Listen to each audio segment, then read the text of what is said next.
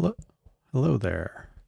Good evening. This might end up being a fairly short live stream. We'll see. Forgot to mute my laptop. Yeah, so we'll see. We'll see. Because let me just get right into it so we don't lose any time. But how's everybody going? How's everybody doing this evening?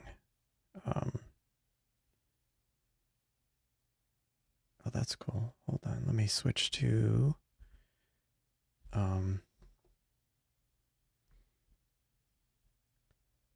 Is it switch? Yeah. Look, there's a jet going along here, or a satellite. It was over here a moment ago, and now it's here. Must be a satellite, maybe? In the next frame, it'll probably be around here. And there it goes. Yeah. Must be a. Hello, Joe V. How's it going? Like I was saying, this might be a short stream because. Oh. Look, there's another one going here. I wonder if we're dealing with like satellites crisscrossing. But well, so let me show you what I was looking at earlier. According to Astrospheric, it was going to be clear, and now it looks like it's going to be clouds are going to be rolling in. But when I set up this evening, right around sunset, it was pretty cloudy, but Astrospheric was saying it was going to be clear, at least initially. And so I'm like, okay, I'll just leave it outside. And then sure enough, it cleared up. And then it was getting towards the beginning of the live stream, and then more clouds started rolling in. And I was like, great. But then they just cleared up. So we'll try to image some stuff, and hopefully it goes okay. I did have time. I ran out of space on the other Seestar yesterday while I was testing. I didn't have a live stream. Anyway, long story short, I have both of them running right now. I aligned them with Deneb, did kind of the initial calibration, so did a focus on both of them, so they should be ready to go.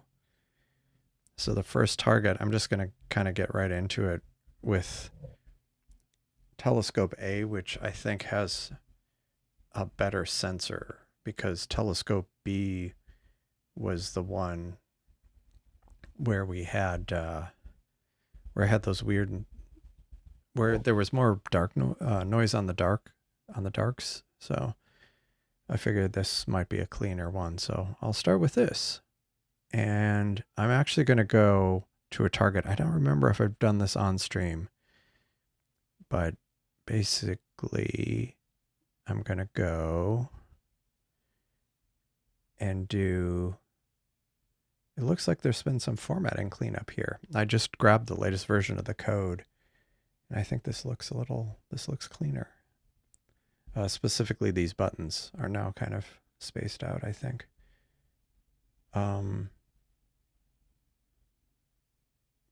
And I think there's been some changes to the planner, but I'll look at those in a moment. Like some minor tweaks to the planner. So let me go for, I'm going to do the Cocoon Nebula, IC 5146.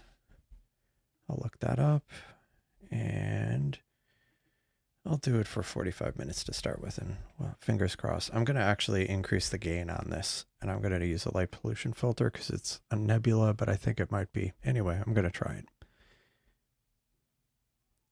So,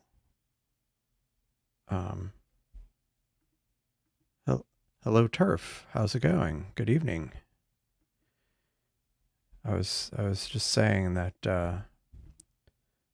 this evening might get cut short because of clouds, and because they're supposed to start rolling in, and there've been a couple rounds of them already. Now the good thing is, starting Sunday, I'm going to have clear weather again for maybe a week or more, except for this like Friday night. I think there's going to be rain over the weekend here, but then another front coming through, and it looks pretty clear. So hopefully that's the case. I started running this. Let me go look at the live view. Now all the horizontal calibration should be done. So theoretically nothing. Oh, I guess not.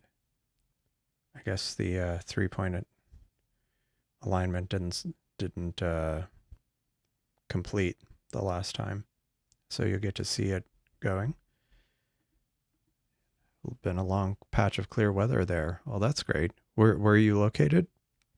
Turf. I ask this question all the time and I forget what people tell me. Colorado. Oh, nice. Nice. I know I've worked with some people who live in Colorado. Last time I think I was in Colorado was 2017, when I was kind of going up to Wyoming for the solar eclipse. On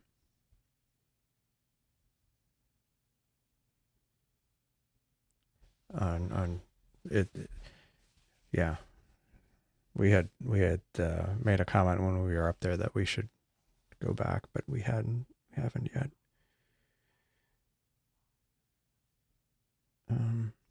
But that's cool. Oh, went to Nebraska for the eclipse. I had considered that from where I am in Texas. I went just due north. But it was kind of a little. Originally, I wanted to go to St. Louis, but St. Louis looked like it was going to rain, so I kind of went straight up, and I was in Oklahoma City, and I was debating just kind of staying in Nebraska, but I wasn't 100% sure, so I ended up kind of. It looked like Wyoming was going to be the best odds, so I ended up going to Wyoming. It was in what was the name of the town? Casper, Wyoming. Slept in a Walmart parking lot. Because of course,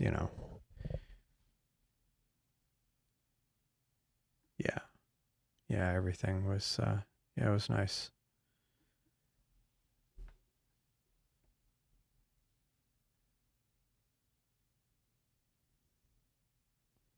Okay.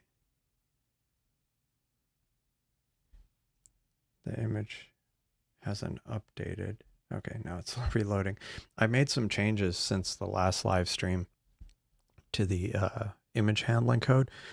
Oh, there was a fun one I ran into with the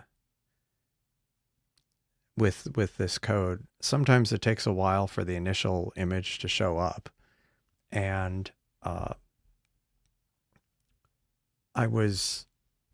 it seemed to be taking a bit longer than I would have expected, especially to load the first frame, or when there'd been a number of failures to get the next good kind of stack out of it.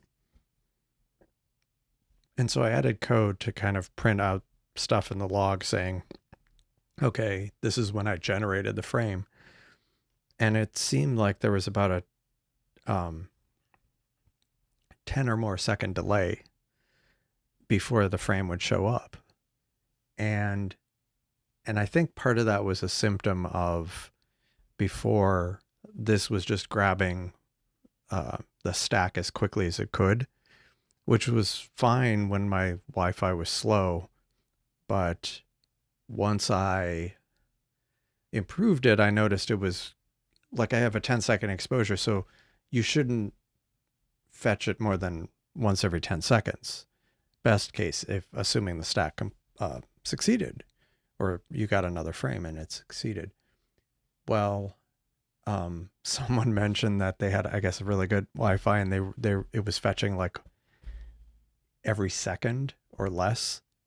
So it was just kind of repeatedly grabbing the same stack because, yeah. And so I made some changes to fix that, but then that uncovered another issue, which was that it didn't seem like it was updating correctly. It seemed like it was behind, and it led me down a rabbit hole I didn't expect. It turns out it was always one frame behind, and I thought there was a problem with the way I had structured the kind of the code. But it turns out it's a problem with, um, I'm using something called MJPEG. So it's like a JPEG, but like motion JPEG. So it just sends a series of JPEGs to animate. Well, it turns out, and I wouldn't have believed it if I hadn't seen it. I had seen some mention of this, that it wasn't a code issue on my side, it was an issue with Chrome. And I compared it with Firefox, and Firefox didn't have the same issue. And I ended up finding a few bug listings on the Chrome website. Like it seemed so unlikely. Let me see. Yeah, like it seems so unlikely. So the technical thing that's going on is it's using what's called a mixed replace, a multi-part mixed replace issue. Multi-part mixed replace images have 1 frame delay. This is on the official Chromium kind of bug tracker. This is from 2021, and I even found one, which was really nuts, from 2012, and there was at least one other one from 2015 complaining about this same issue.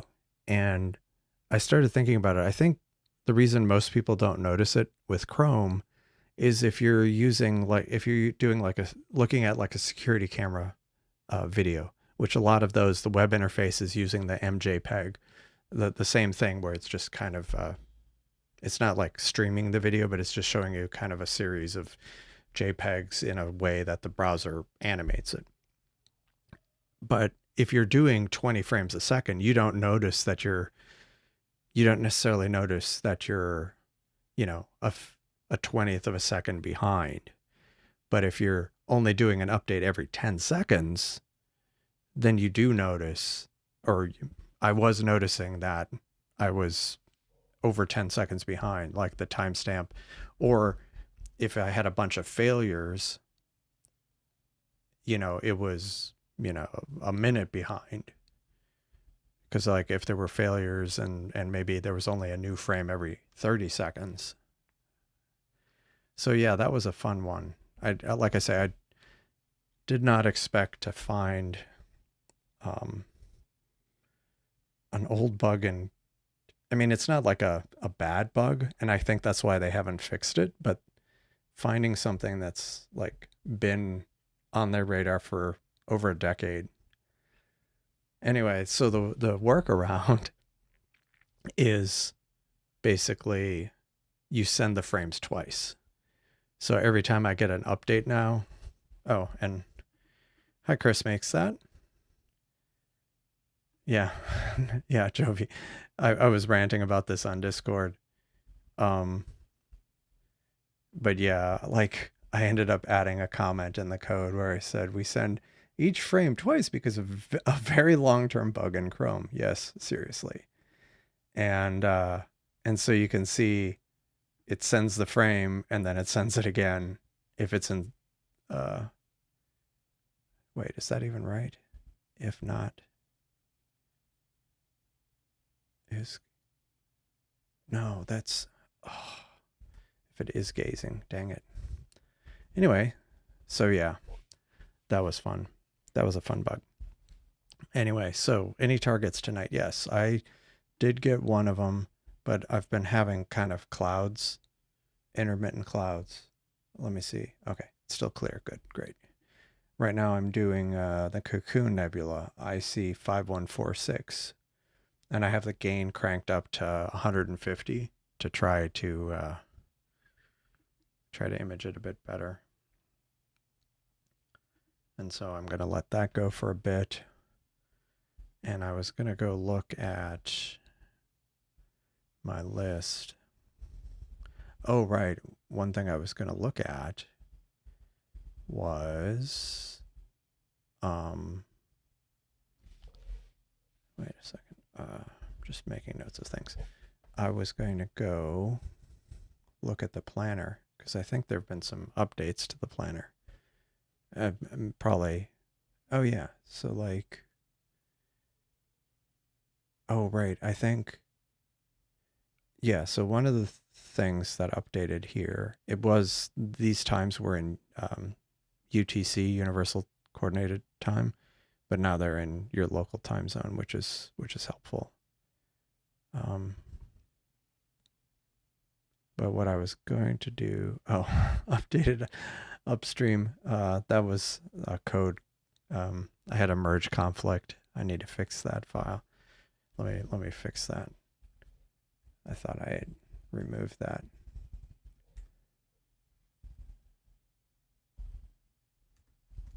Okay.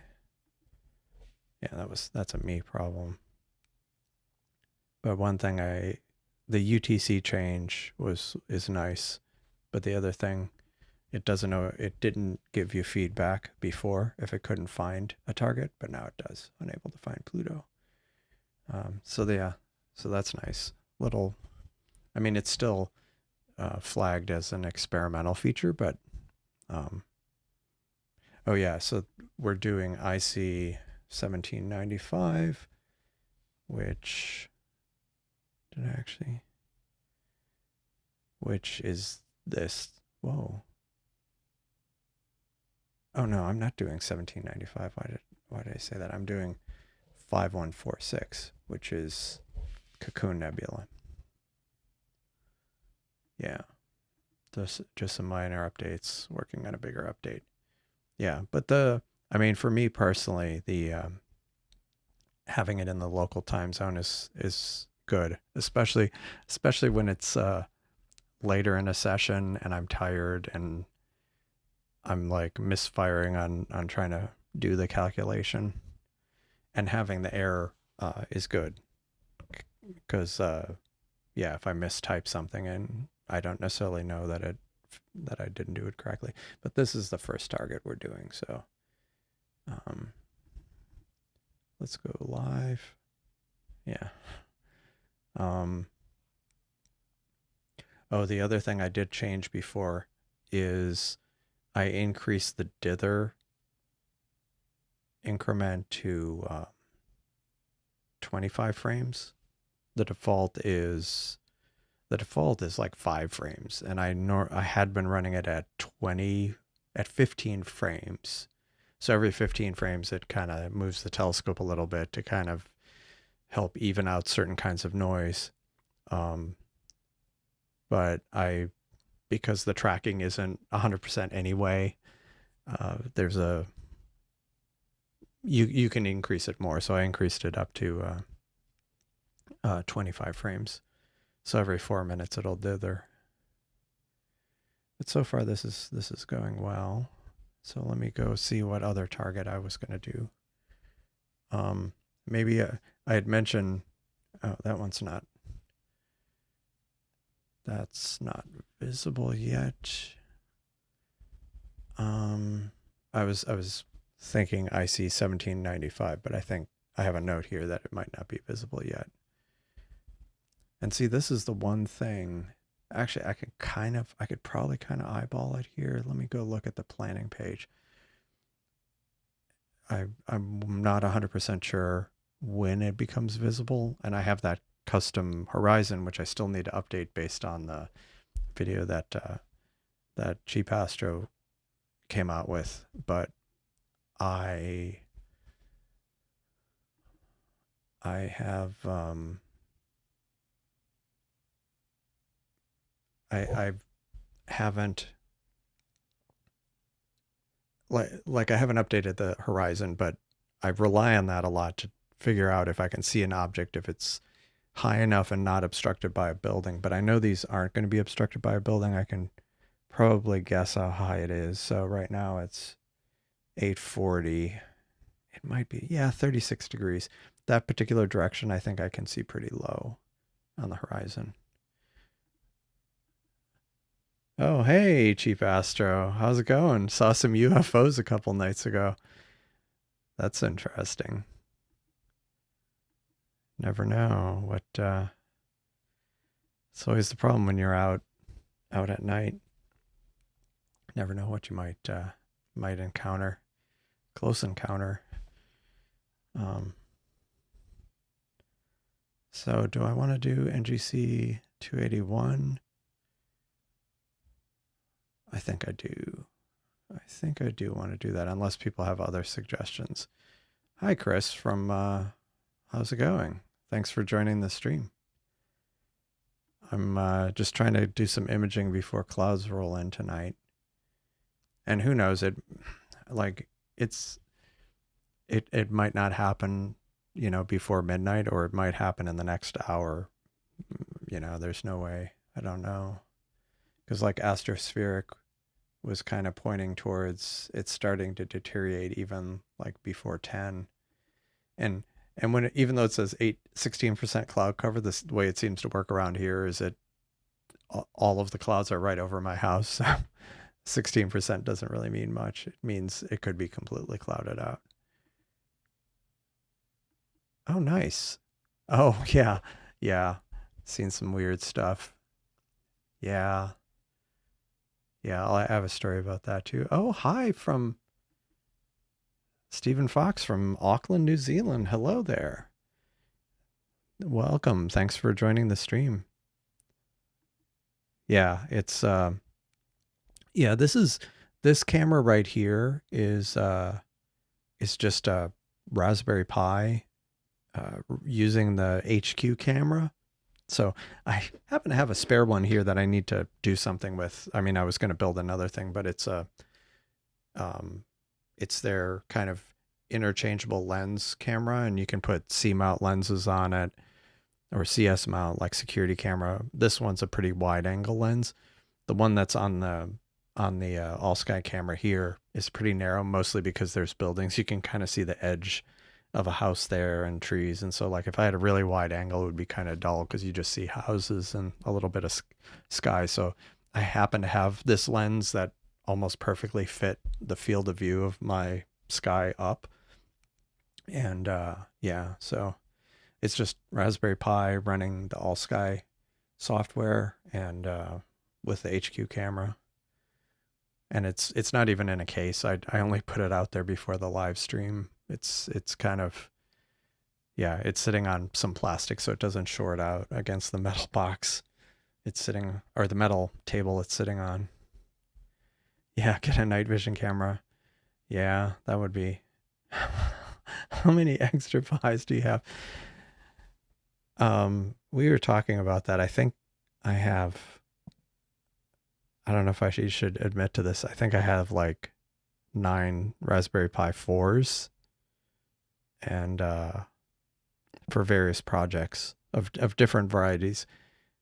For those who are more kind of IT oriented, I was actually running a Kubernetes cluster on my Raspberry Pis. So it was so no, so I'm not actually controlling the telescopes with the Raspberry Pi, but I have used a Raspberry Pi to run the SSC Seestar Alp software, this thing. And I have, once some things I'm working on stabilize, I was planning on putting it back on a Raspberry Pi, and I might put it on that all sky camera just because it's already out there next to the telescopes, and that way it would be doing the all sky stuff, and it would also be running this software to kind of control them. Yeah, that's cool. Atomic Pies. Yeah. The x86. Yeah. Yeah. Yeah.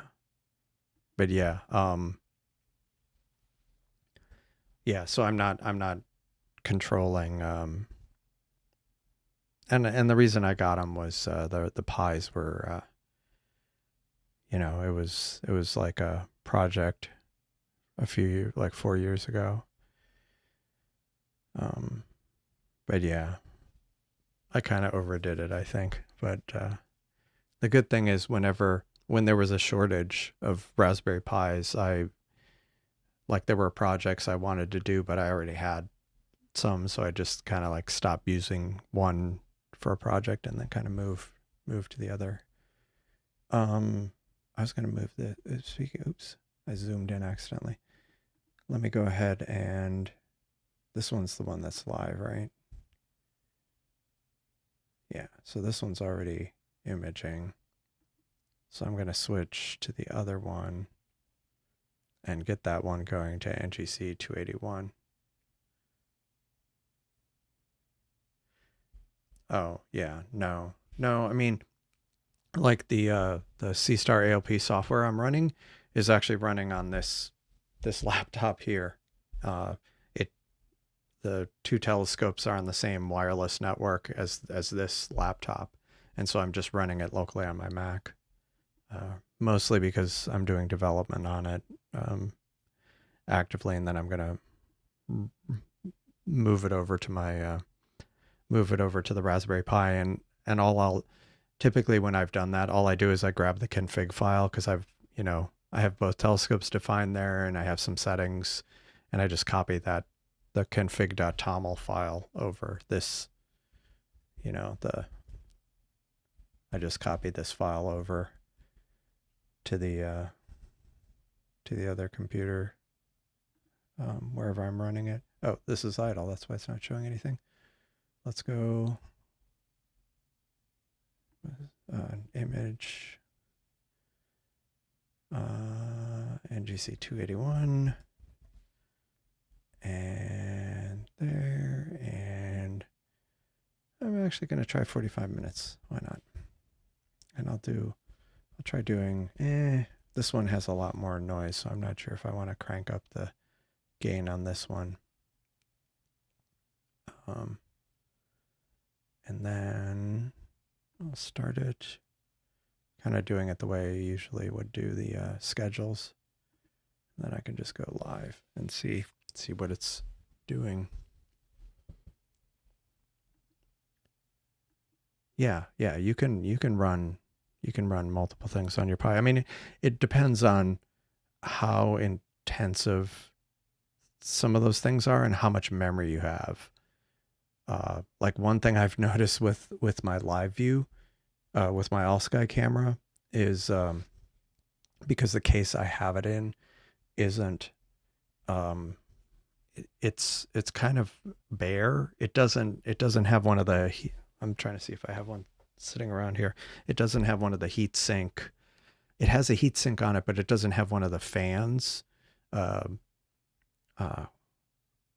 kind of metal cases that kind of that can keep the Pi cooler. And that's only a problem because it's like 90 degrees outside right now. And so when the all sky camera is doing certain things, I get these alerts about it thermally throttling. And so that is the main thing that I'm hesitant about dumping something else on this Raspberry Pi. I think if you don't have those kind of temperatures, or you have a better case, which I have a case with a fan somewhere around here. I need to put it on there, and then I have a feeling if it fixes the issue, then I'll put the Seestar software on there. But the thermal throttling's kind of annoying.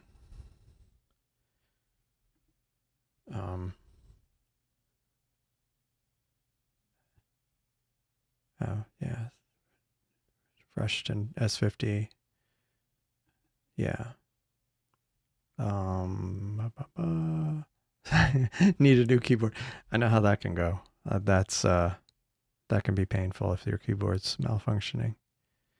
Yeah, the all sky would be a good spot for it. But like I say, the only thing I'd keep an eye out for is thermal throttling. But like if it's cooler, like,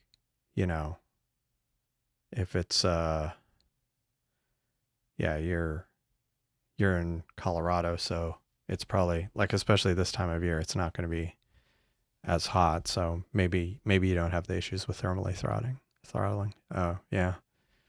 Yeah, I mean, especially the Pi 4s and now the 5s, where the 5 just about almost needs cooling, active cooling. Yeah, I've seen some of those where they have the big heat pipe on it. Yeah. Oh, well, one thing the cooler was, I could see that with some of those big chunky heat pipes. Oh, nice. Yeah, I actually got this argon case just this week for the Pi 5, and it does have a fan, so we'll see how this works. It also has M2 slot on it. It was like, yeah, wasn't too expensive. I mean, the Pi 5 is more expensive anyway, but I got it just kind of to try it out. So let's see how this is going. Okay, this is low. Interestingly, not too bad on no dropped frames yet.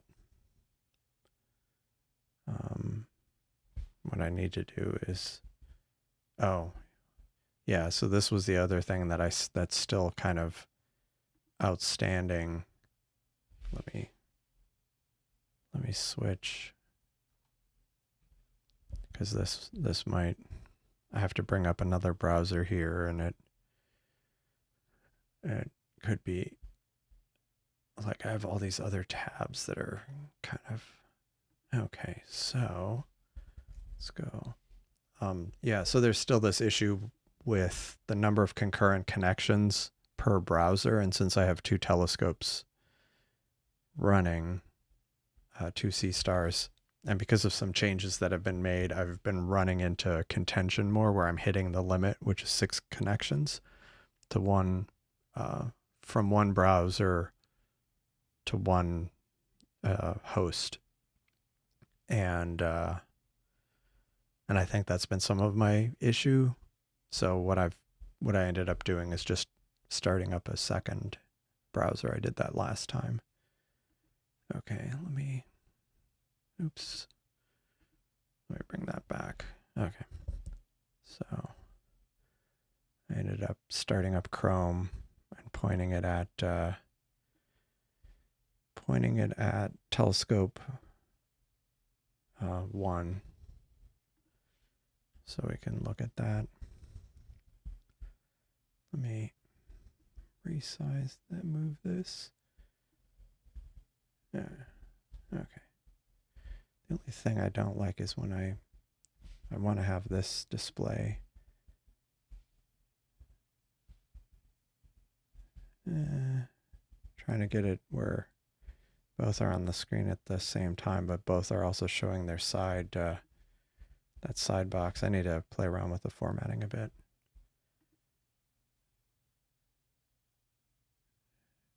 Yeah. Yeah. I mean, I should get, I have seen people do that with Pis, and especially, it could be worth it for me just because eventually I want to have the all sky camera out there all the time. And 24/7, if it's sitting outside when it's 100 degrees and the sun's, shining on it, it needs some better active cooling. I actually had looked at maybe using like a Peltier cooler or something, more active thermoelectric cooler. I watched Seestar on tablet, which I control from my phone. Nice. Yeah, nice. But yeah, so these are going well. How much time did I put on this one? This one is set to, okay, I did 45 minutes on that. I wasn't sure. I think I might end up having to restart the back end again because, there was some code change I made that I need to apply it. But yeah, so far I think the weather's holding, but I feel like I'm after seeing the clouds go and then come back and go again, I'm just a little gun shy about it. Yeah. Yeah. Yeah. Yeah. That, yeah. As bad as it is here. Yeah. Arizona, especially if you're like in southern, if you're in Phoenix or Scottsdale. Yeah. I have family who live in Arizona, and I've been to Arizona in the summer, um, to Phoenix in the summer, and yeah, when it's drops below 100 late in the like at midnight or something. Yeah. Well, and like with the sea stars, they won't charge above a certain point, temperature wise. They'll yeah. So that you would probably, I'm sure you would hit that number. Um, I wonder if you have one of those cooled cameras, like the astro cameras that are cooled, if it would be okay in that temperature. It was funny, like it's the opposite problem, but I was watching like months ago Alaskan Astro, who lives in Alaska, and he was talking about like he has a norm, a astro rig with like it's got a computerized mount and uh, has like a focuser on it, and he ran into issues where the focusers would stop working because it was too cold, like. And so it was interesting. It was definitely a different kind of torture test for the equipment where, it won't work because it's, you know, 30 below zero or something. Uh, yeah. So that was kind of interesting watching that, and um, definitely a different problem to have. Yeah.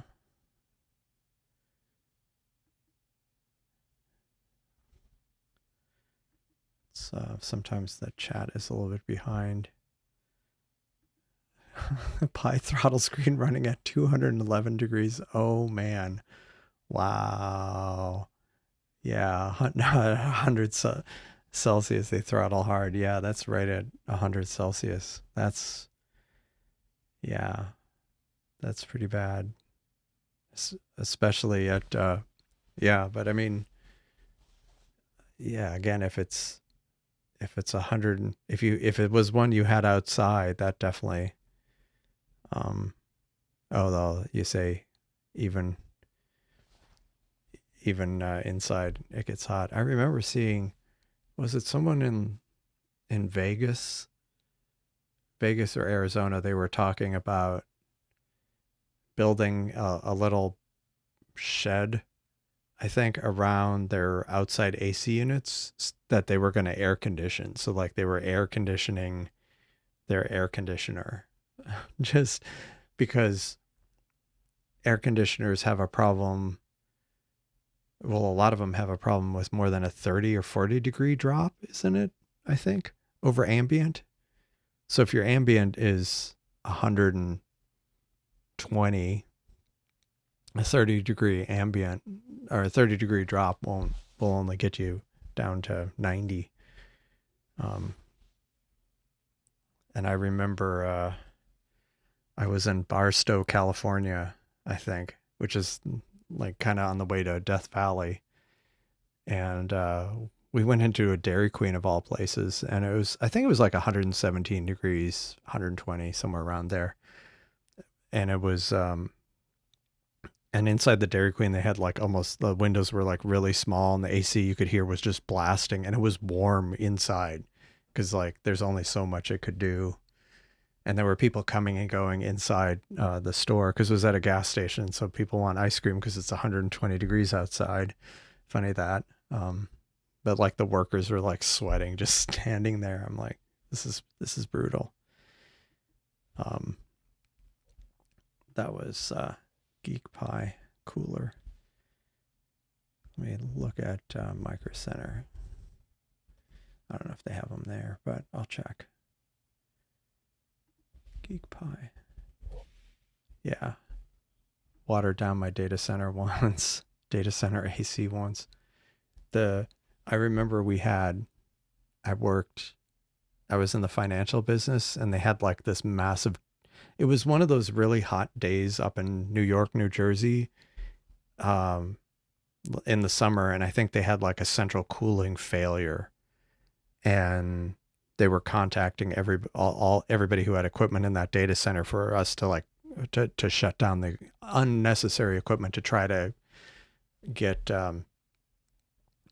get have things not be quite as bad. But it was like apparently so hot in the data center that people could only go in there for brief, like the people who worked at that data center could only go very briefly into the data center because it was so incredibly hot in there. And I think there was some non-openable window that they ended up basically having some people remove to try to vent some of the heat. It was a nightmare. I mean, it was a nightmare on our side just because of the having to work around it in during a trading day. But I can't imagine what the people who were because like somebody who's like, why can't they look at our server cage? And it's like they can barely go in that room for any length of time. It's just it's not sustainable for life in that data center. Yeah, big freezers on. Oh yeah, yikes. Yeah, yeah. Evaporative coolers blowing on the condenser. Yeah, a cooler for a cooler. Yeah, I mean, I could definitely see that. Um, oh, and plus malls in general. Okay, so this doesn't not here. So let me go. Not Micro Center.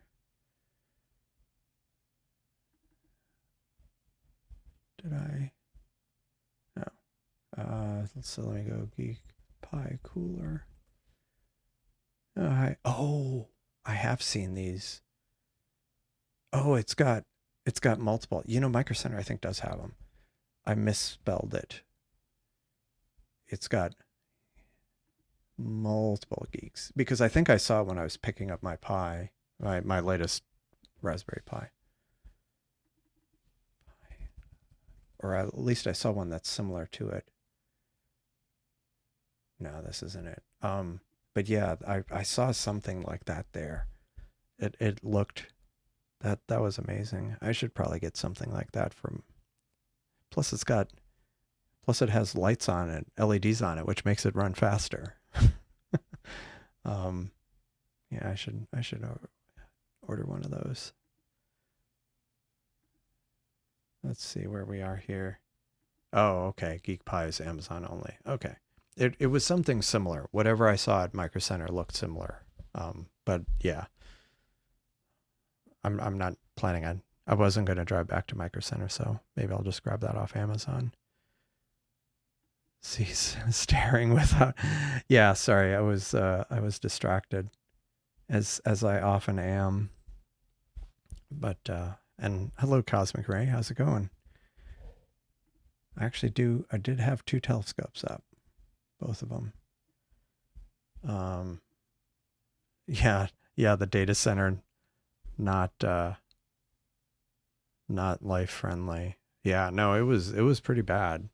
Like the and plus I started wondering, if the like at what point do they start cooking the computers? Like I mean, especially a whole data center worth of computers that couldn't be good. But of course, like I say, it had to have happened on one of those, 95 to 100-degree, very rare days in New York, in the Northeast. And it was, yeah, yeah, the data center. And it was like a major, um, I was just making sure, checking something. It was a major kind of interchange. Um, so there weren't any exchanges there, but it was where I think where a lot of market participants like it was a big interconnect point where you have a lot of different data centers talking through this one data center and people co-located their equipment there. Yeah. But it was like one of the major ones. Actually, it might have been a New York Stock Exchange data center. I don't know. Or affiliated with them. Or maybe it wasn't. But it was bad. It was People were having a bad day. Just like another time, um, I remember I was on a call and like there'd been a fiber optic cable cut, and it was in Toronto in like January, and they just had like a blizzard come through, and so they were having the maintenance people were having a hard time, like things were frozen, like frozen.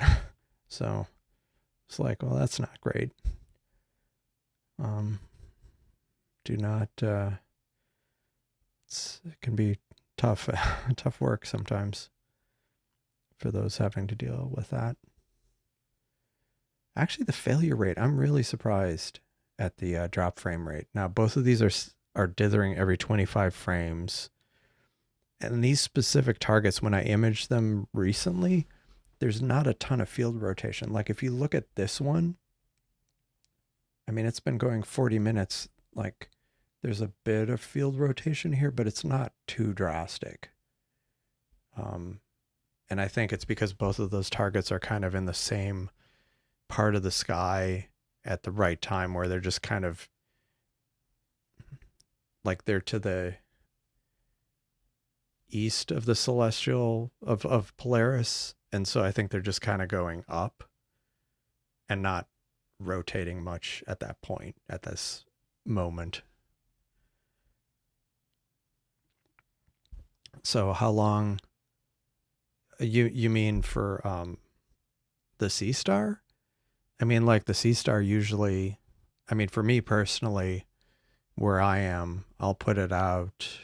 I put it out usually before sunset or right around sunset, just so that kind of because it's inside and it's heavily air conditioned. I'm trying to let the temperature kind of equalize, and then I'll turn them on, or sometimes I'll turn them on at that point, but just let them sit for like an hour. But I think it's like, for me, it was about 40 minutes, 45 minutes after sunset. I ended up targeting Deneb and then kind of doing the initial horizontal calibration. Like I've tried it lower. I've tried it less time after sunset, but then sometimes it backfires. So an hour is plenty, but I sometimes get it down to like 45 minutes or so just to get the ball rolling. But then I usually don't start imaging until about an hour. I mean, I'm already fighting a lot of light pollution, so I try not to push my luck with also a lot of twilight. Yeah, yeah. Yes, I have autofocus problems sometimes.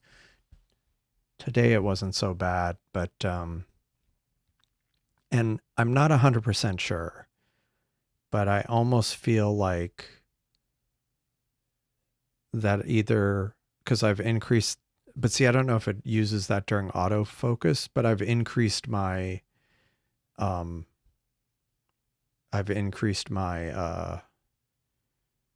the preview time from half a second to 2 seconds. I don't know if it keeps that during autofocus or if it kind of resets it, but I've definitely had issues that were so bad where, like I've gotten in it was so bad I got in the habit of making note of where the focus point was, like say it was 1517, and I'd hit autofocus and it would end up at like 1550 or worse, and it was blurrier, or it was blurry. I'm like, how did it land on that number? And so then I had to manually adjust it back down to 17 or whatever I had made a note of. That said, I feel like it's been better recently for me, but I also wonder if it's related to me. Well, I take it back. Part of the reason why I hadn't had issues like that is I had stopped doing autofocus. Like I just kept it at the default number, or I set the default number to be kind of the number that seems to be focused and just kind of went with that. But yeah, I've definitely had problems where it totally botches the focus. Yeah. And that is one thing that is missing. Well, there's many things missing from this interface, but one of them is I had kind of a mocked up interface where it had an autofocus button and then kind of a manual focus slider, which wasn't going to be the interface, but I ended up removing it, and now just this button will actually trigger the autofocus. But I'm not going to. But I need to be able to. I need to add the manual focus, because especially if it messes it up. Yeah. So were you surprised? Oh, nice. Well, it is funny you mentioned the dew shield because okay, this one finished. Last night I was because I was just working on the code. I had put the telescopes outside and I had left the back porch light on, and it was fine for like the first target, and then I went to another target, and one of the scopes had like this massive like gradient along this side, like a white kind of like it almost looked like it was a cloud or something, but it was staying there. And then I realized, oh, the light, and and it was within one of the first few frames, and so I shut off the light, and it ended up evening it out, kind of averaging it out. But my thought at the time is like, I definitely need to have the dew shield on it, because I think that would help in those cases.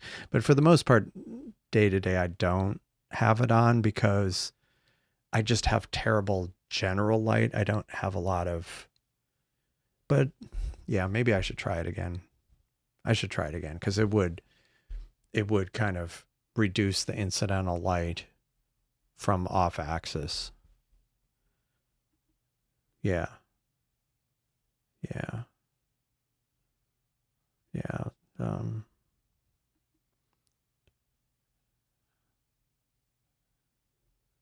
Set the number of, oh yeah. If you set the default number, um,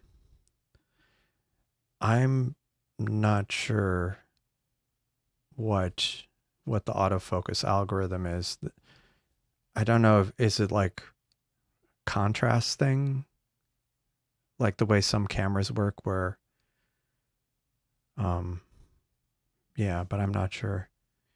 Although there is a way where you can um kind of select something, but that's part of the reason why I tend to pick a bright star for my first target for the night, is also because of autofocus, because it seems to have better luck with brighter targets. Um, but yeah, I'm not sure. I'm not an expert in autofocus, but yeah, goes up and down. Middle is focus. But so it is 9, and the sky is clear. Skies are still holding.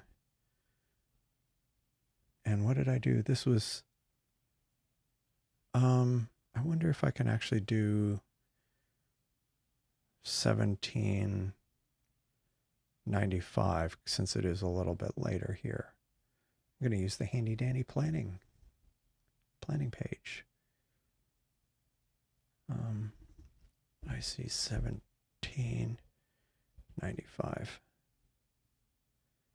Oh, this is another thing that could very well just be a me problem.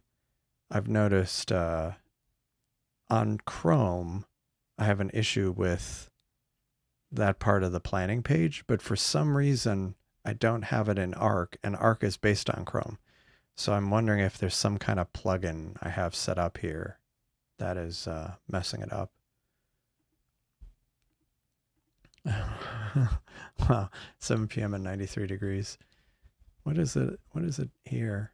Oh, we had some cool front come through, so it's only like 80 degrees right now here. And granted, it's 9, but yeah, it was up to 92 today.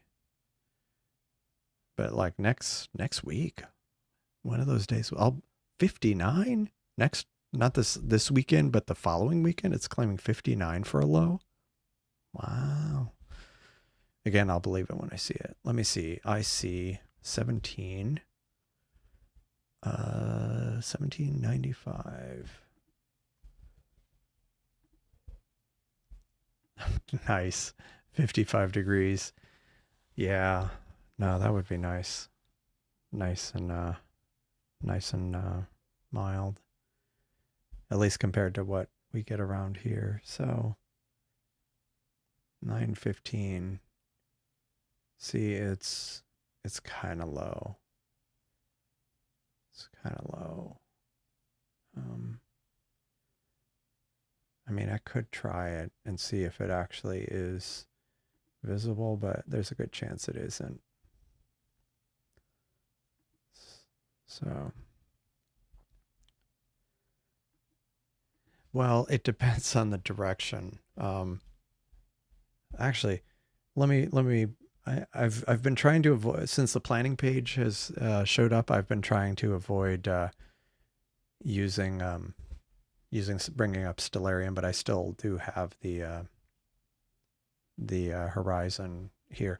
But yeah, this is the thing I always show, my nightmare sky.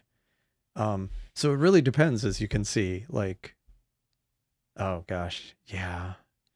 I mean, 55 degrees and humid, 94% humidity. Yeah, that can be kind of, yeah, sticky, kind of. Yeah. Well, as you can see, I really, it varies. Like, it depends on the direction. So, I mean, this is the full, sky, 180 degree, I mean, 360 degrees. But as you can see, I basically can't see much to the, west is pretty much like, here's the meridian. I basically can't see much past the meridian to the west. But then towards the south, I have like this narrow window where it gets down to fairly low. I mean, what degree is this? It gets down to 24 degrees or so, roughly, above the horizon. So I can image things down here, like, and some of the targets like the Lagoon Nebula show up down here. Now it's too late because by the time it gets dark, they're over here somewhere. So, and then to the northeast, I have this kind of lower area that goes down to like 10 degrees, 15 degrees. So I can actually get stuff pretty low down here, which is actually what I'm looking for tonight. I see 17. So I actually I should be able to get IC 1795 tonight. So let's clear this schedule.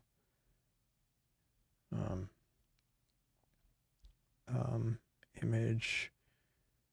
I see 1795. Just getting more time on this target.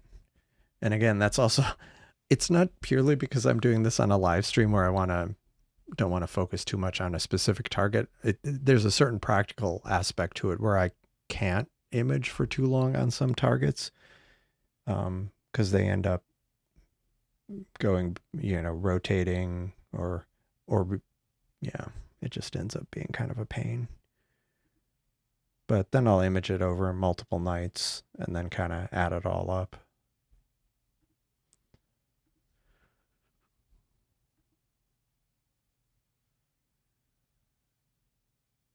Oh, yeah. Yeah. Thanks to the video that Cheap Astro created.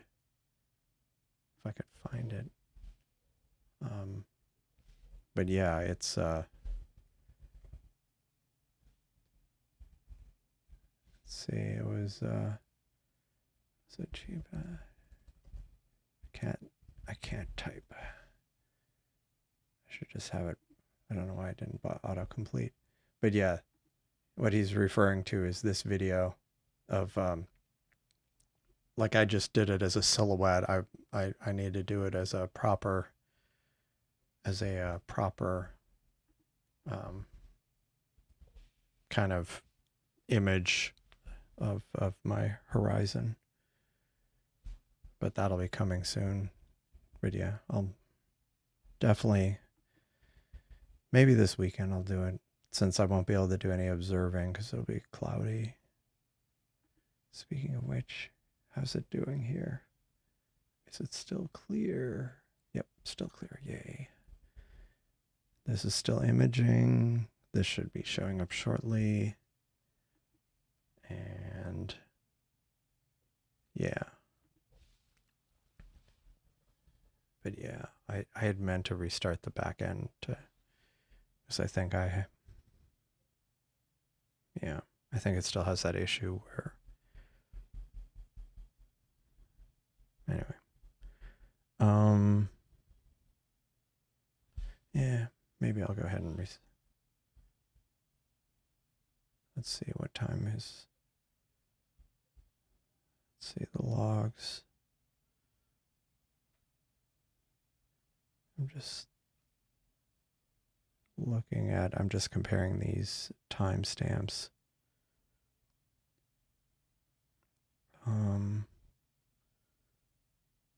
Okay, yeah, I think that's still a problem. So let me just restart it. Again, this is more of a me problem. And this will also mess up my schedules, but that's okay. I'll just have to manually stop things. Let's see. Is it loading? It is loading. There we go. That's the other thing I need to fix, where the aspect ratio ends up all weird. Okay, cool. Cool. I think I'll stop this one around 40 minutes and move on to something else with this. Yeah, no problem. Well, and thanks to Cheap Astro for making that video. But yeah, let me take a sip of water. I always forget to take a pause and take a drink. Yeah, and actually, you know, the drop frame rates aren't bad right now. I mean, pretty good for me. Yeah, I think because maybe the left one I have it, but that's doesn't the left one's at a higher gain, but that doesn't explain why the right one also is good.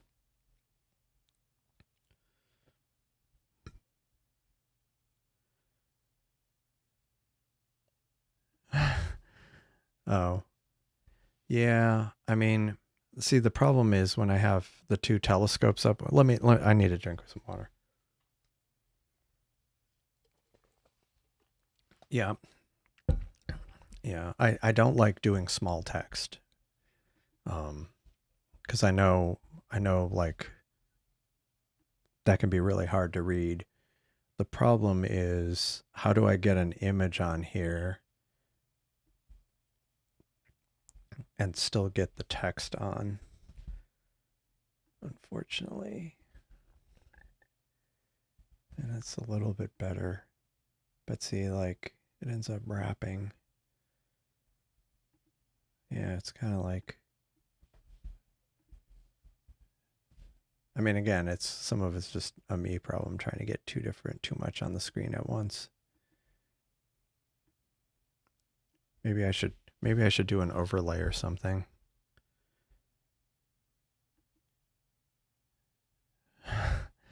Yeah. Yeah.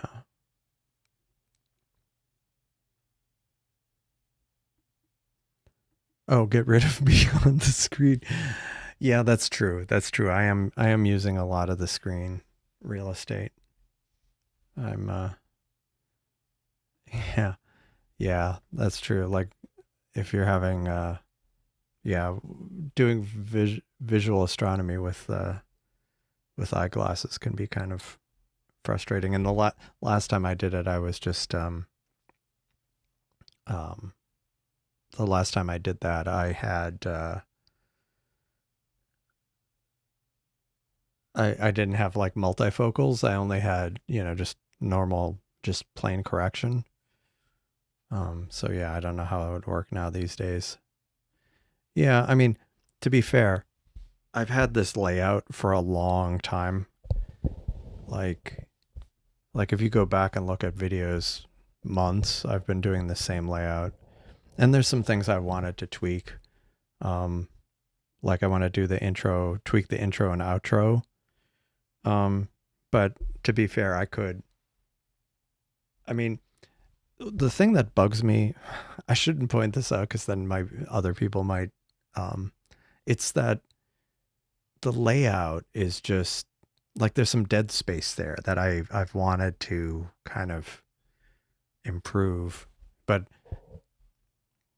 I have I have like a bunch of different layouts, but a lot of them don't apply. And I've used them other times where I had let me see what layout I have here. I have this one, which is a picture in picture. Of course, it's not. And I switched to this layout, and just then the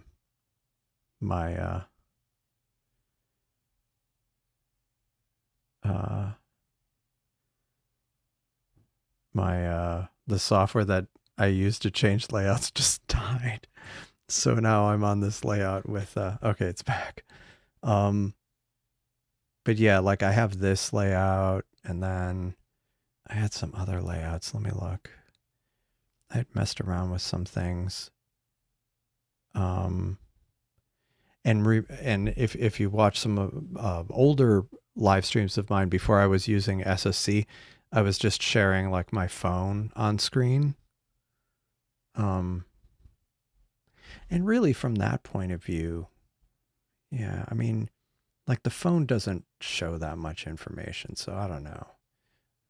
Maybe I should have it where if you have it where just the the target is kind of on the screen where it's kind of done this wrapping. Maybe I should have it where it has like a subset of this information, maybe like at the bottom, so you can always see it. And actually, I mean, there's like dead space here. I mean, it's fine when you're on a desktop, but for like what I'm doing here, where I'm live streaming it. Let me see. Yeah, what's word? Yeah, yeah, with the fuzz.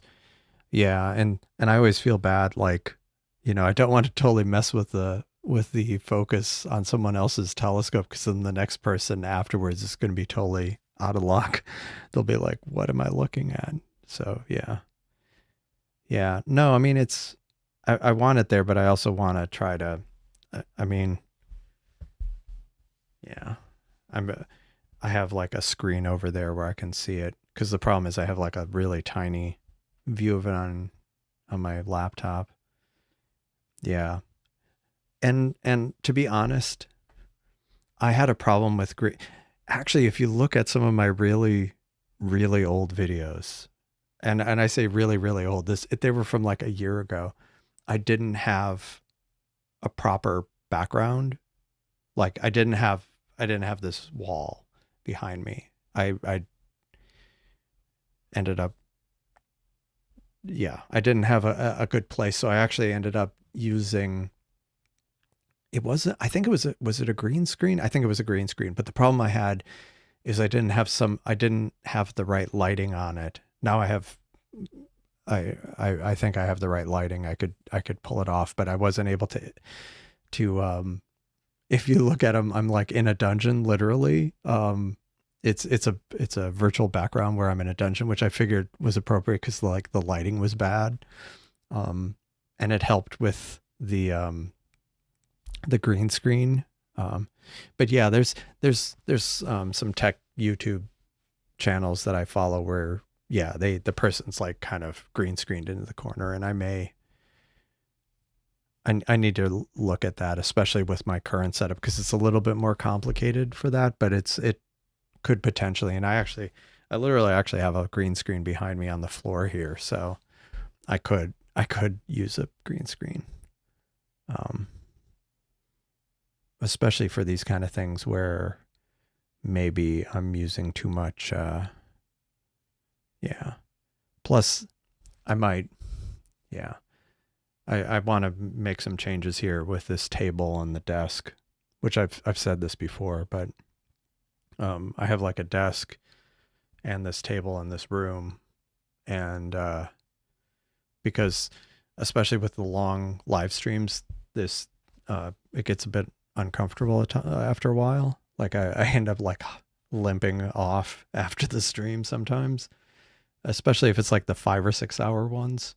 Um, I know that's more information than you needed, but yeah. So I was thinking of using my better office type chair and having just a desk here. Um, I mean, it still would be located here, but I could pull up the green screen, and if I can get the lighting right, that it would be worth a shot. So maybe next time, because I'm going to have a few days with clouds. I won't probably do another live stream till Sunday at the earliest, maybe early next week. And so since I'll have a weekend, I should be able to mess around with it, test it out. Because that was always the issue I had with the green screen, is getting the lighting right. Maybe I'm a little too maybe I'm trying too hard. I don't know. Oh, who's the wooden guy next to me? It's like, I don't know. That's I don't know. That's it's this little figure I have. So yeah, I think you're the first person who's made a comment about it, and it's been in every one of my live streams for months now. Um, yeah, that's true, and like I do, yeah, I do have some interesting animated star themed backdrops, and I had thought about doing that. Oh, I wonder if I have some interest. Yeah, I have some videos that I was thinking of using kind of as a modified version of the intro, um, with the horse. um, but yeah, but well, because I want to add, I have a version where I've been adding the credits, or credits for like Patreon and YouTube member supporters, which I've said I would have for ages. But anyway, so yeah, it's like everything else. I have a bunch of things on my list. Yeah, 45 minutes. This is doing pretty well, actually, rejection rate wise. But I think I'm going to move on to something else. It has a lot less time. So this had 45 minutes, and this has 13 minutes. But I do think there is a difference in stars. Oh, and then the other thing, this one on the left, I think I had the gain set to 150, and this is just 80. So the gain is almost double on this one on the left. Mostly I didn't crank up the gain on this one because it has a lot of noise on the darks. And actually, yeah, that was one thing I had thought about doing, is a side by side of the same target, where one I have the gain cranked up. But I may not do that on his stream, because a lot of times the targets are out of sync and I'd have to sync them up. Yeah. Yeah. So it's like 3 times the time and double the gain. So, because like this one, they're both kind of, I think they're both in areas that are fairly, well, no, see, like, yeah, there should be a lot of stars in this area. So like, although maybe not as much as 281. Yeah, hard to say. Um,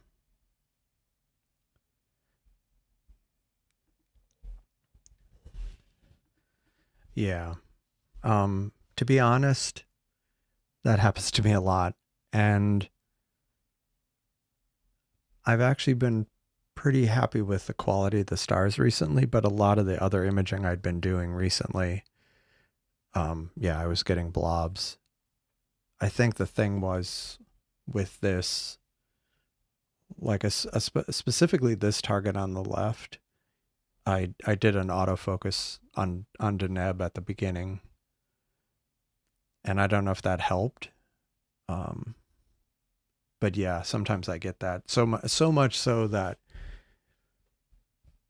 you know I've wanted to run. I've actually tried to figure out how to fix it in like Cyril, or was thinking, maybe I need something like, what is it? Is it Star Exterminator or whatever?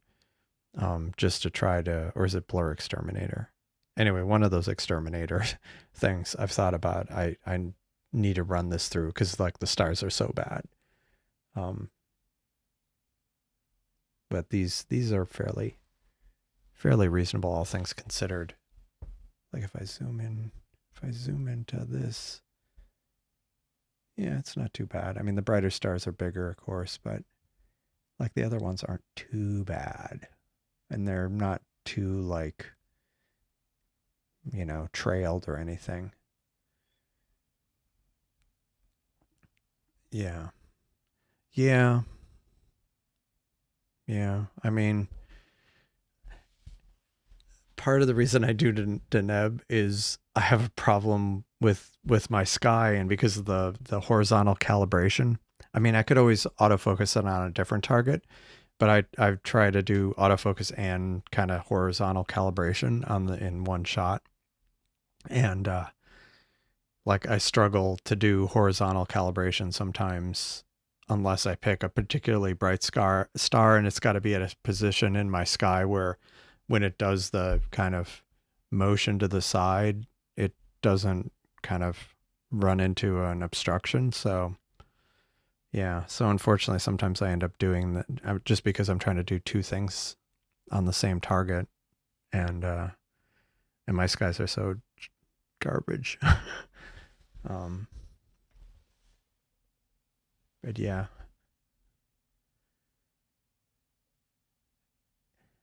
and also the other thing, I don't know if that's the case, but I also feel like it might not just be focus, but it might be the transparency in the sky. Because usually we have garbage transparency, but the transparency now isn't terrible. Like, what is it? Oops, wrong one. Um, like, well, it's below average. It claims to be below average, but it seems, and the seeing is average, but a lot of times we have like everything's below average or just terrible. And like that might be a factor too. I don't know. Maybe I'll just, um, that seems to, sorry, just kind of shifting through these, trying to get the details back on the screen. I need to play around with the layout. I mean, on the other hand, I don't want to delay a release. I need to just wrap up what my local changes and push them out, because I feel like they have greatly improved the stability of live view, and also this part is just a lot more responsive. Like you can tell it's updating like twice a second, whereas before it was only updating every 5 seconds. So it's like semi real time, and then as the telescope's doing stuff, it kind of updates almost immediately. kind of gonna gonna fish now with the yeah, got the fish nebula. Oh, right, I was gonna stop this one, and actually, like, look at this. It's been going for 50 minutes, and the field rotation isn't like, normally you see like these horrible artifacts along the side. It's actually not bad.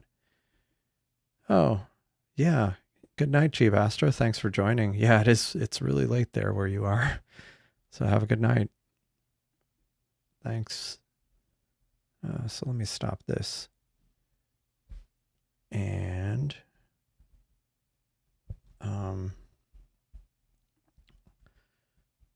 like this transition still needs to be worked on, but I need to just get the updates out there because there's some new functionality people will find helpful. The problem was I think some of the changes I made just made it worse, noticeably worse. So I need to. I didn't want to push something else that was like worse. So any suggestions? Maybe something different, new. Just trying to bring up Stellarium here. So I got we did Pac-Man. We did Pac-Man and a fish and a cocoon. So let's see what else. Fuzzy butterfly. I could do the heart of the heart. I don't feel like doing a full mosaic. Little dumbbell. Could do Andromeda or Triangulum. I'm not sure I want to do Triangulum though.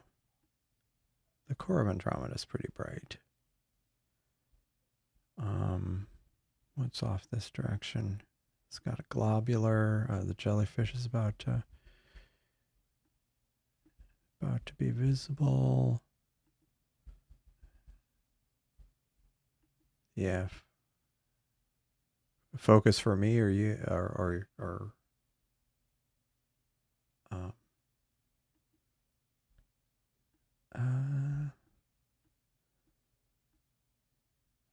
let's see. Just trying to see what might be down here. What's lurking down here? Oh, okay. Oh, that's interesting.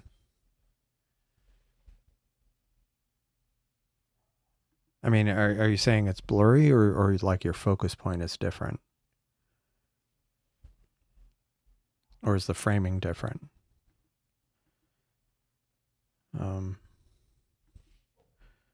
Let's see. Just trying to figure out what can I image tonight with the other telescope. I mean, I want to do the Helix Nebula again. Oh, well, my telescope. So the focus point is different between both of my telescopes. Like for whatever reason, it's very strange. Like if I go look at, like, see, one of them is at, oh, not this one. Let me go back to the home page where it shows both telescopes. Yeah, look, one of them's 1735. That was the first Seestar I got. The one I got last, like, yeah, about a year ago. So that's 1735, and it's focused. And this one is 1521. So it's very strange. And I remember talking to people. A lot of people thought that 1700 was weird because like they'd never seen it before. They always saw something in the 1500s. But for whatever reason, this one is off. Very off. I'm trying to remember which one was the first one I got. Because I think one of them came directly from ZWO and the other one came through a telescope shop in Canada. So I don't remember which one was the first one to arrive, but yeah, very strange. But yeah, that's always been weird, like why they have different. My two telescopes I got around the same time have different focus points.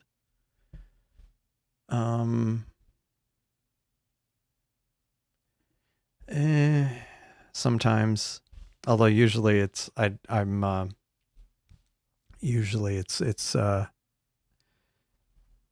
usually I don't like comparing because my skies are so terrible whenever I see how like the kind of images people get with a single Seestar. or with their Seestar, because they're in like much better bortle skies. I'm always like, yeah. But the one thing that is interesting between these two Seestars, I mean, I've mentioned this before, is that one has noticeably more noise on the dark frames than the other. So 1553, that's, yeah. So again, I'd heard from someone else that they said they've seen other people with it in the 1500s. So like the fact one of mine is in the 1700s is just kind of, it's definitely kind of a little odd. Um,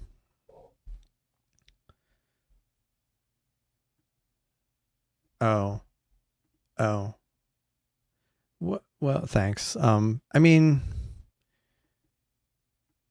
I have been, I have been doing this. I have been using the Seestar a lot for like almost a year. So, um, and yeah, and some of it's also I like picking certain targets.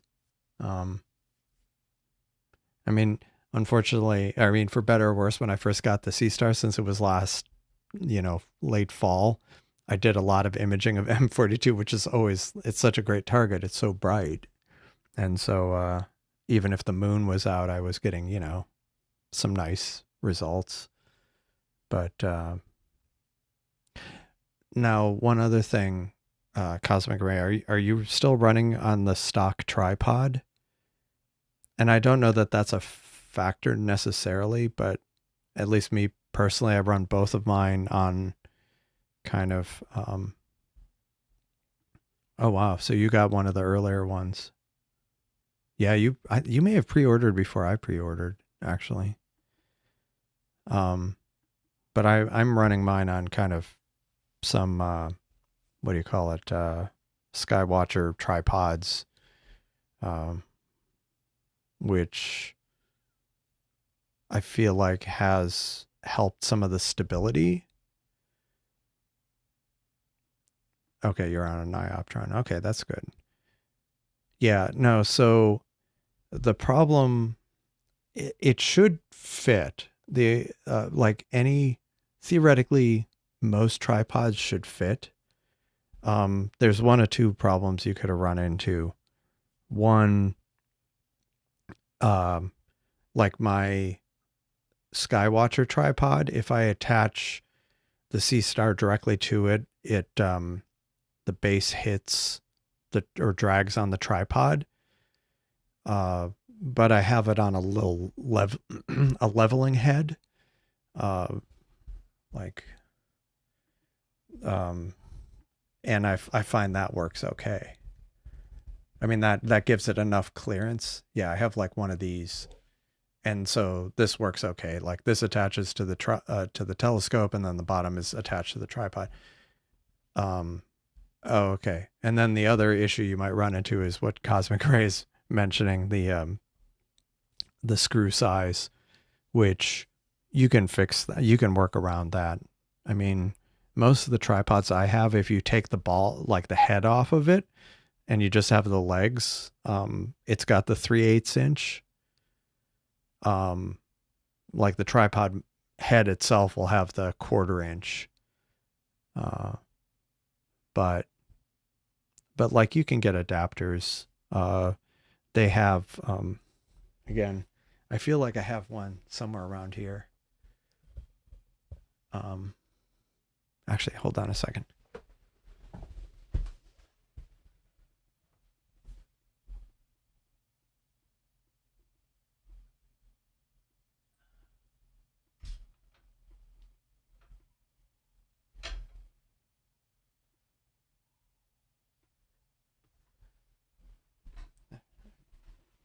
It wasn't quite what I thought.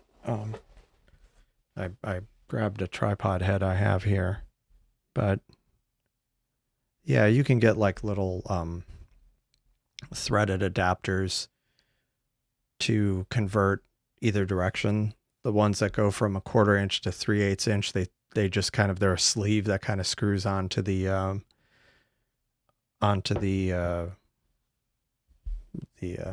let me look that up. It's a tripod. What was it?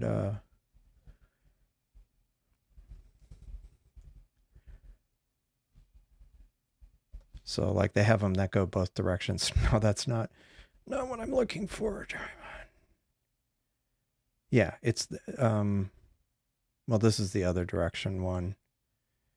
But yeah, they basically have different adapters um that you can get that I mean, ideally you get a tripod that has the 3/8 inch, and if you have a problem with clearance, just get like some kind of, I mean, like a tripod leveling head will give it enough clearance.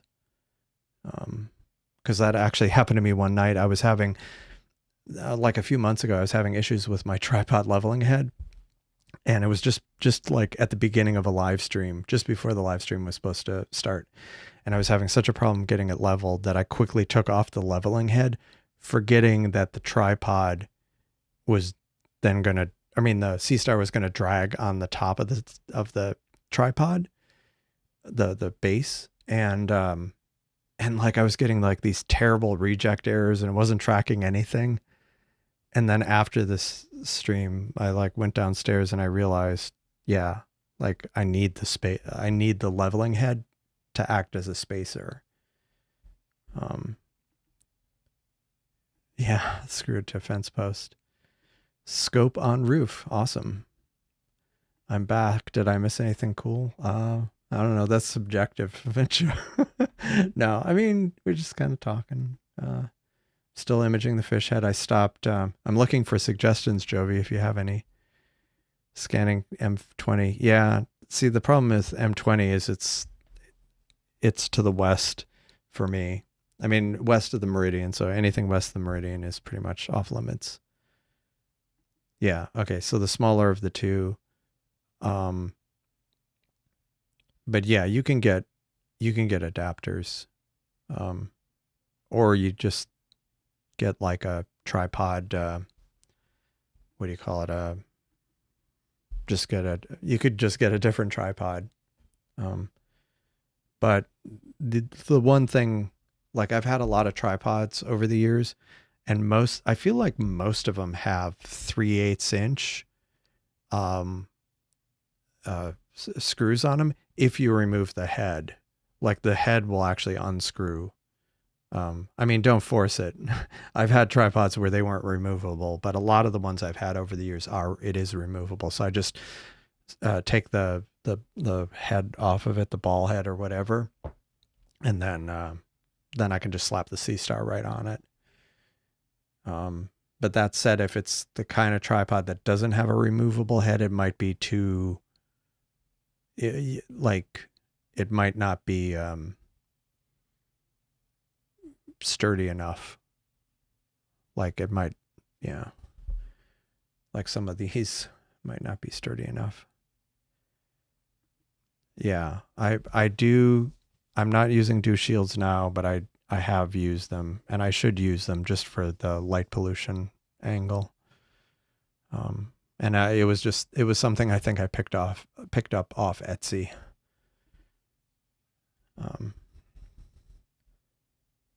And I'm just gonna go back. See, do we? Okay, good, great. Clear skies are holding. Yeah, I need to do equatorial mode. I'm supposed to have a stretch of clear skies next week, so maybe that would be a good chance, a good opportunity to test that out on one of the Seestars. Because I do have a wedge. I have a wedge that I've already kind of hooked it up once to the Seestar and the tripod, and I tested it out once, but I didn't have my alignment right, so I just gave up on it. Oh, okay. Yeah. Don't force. Yeah, don't force off the tripod head. Like usually it's pretty obvious. But if it's not coming off, definitely don't force it. I have actually had tripods where I didn't think the head was removable, and it turned out it was, and I didn't realize it till like years later. But I would, yeah, definitely be careful with that. But yeah, I would consider getting a different tripod, because I feel like that's helped. And I feel like that's helped with kind of stability and um, tracking.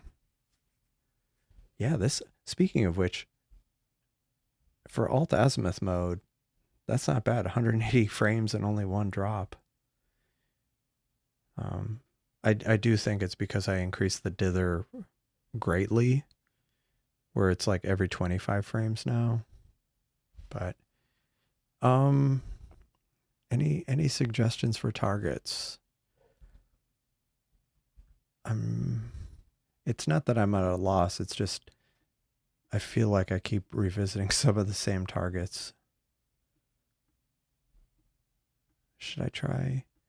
I mean, the problem with the baby nebula. Oh, you know what I'll do? I'll do, if nobody has suggestions. I'd gotten some data on the Wizard Nebula. Let me do that again. And I'm going to do it on the one with more gain. So 7380. And I think I did it the last time I did it. I think, or maybe I didn't do it on a stream, but I ran out of space. And so I didn't have any subframes from it. So I'll do that. 7380.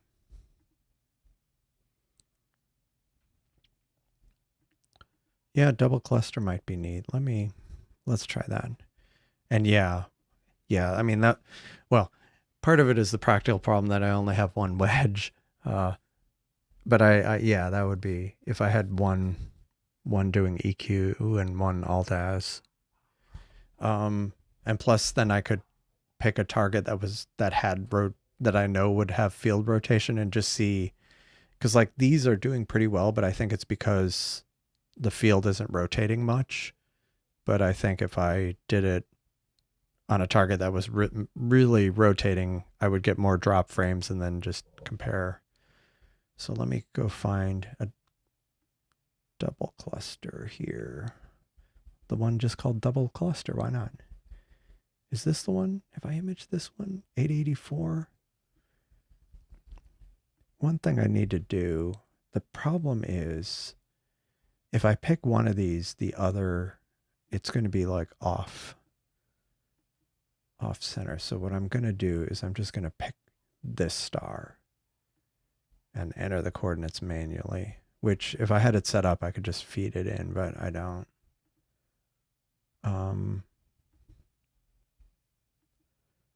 Well, I did do Pac-Man. Like this one had done Pac-Man.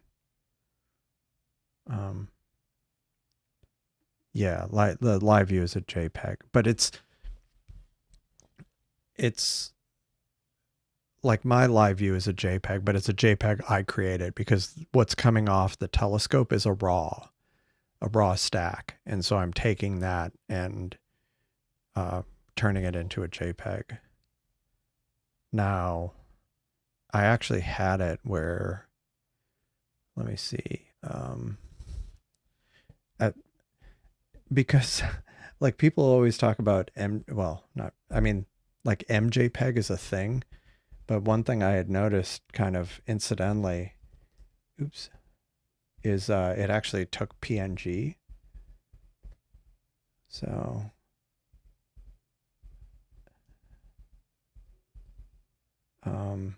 so since I was going to restart this anyway, let me restart it before I enter anything here.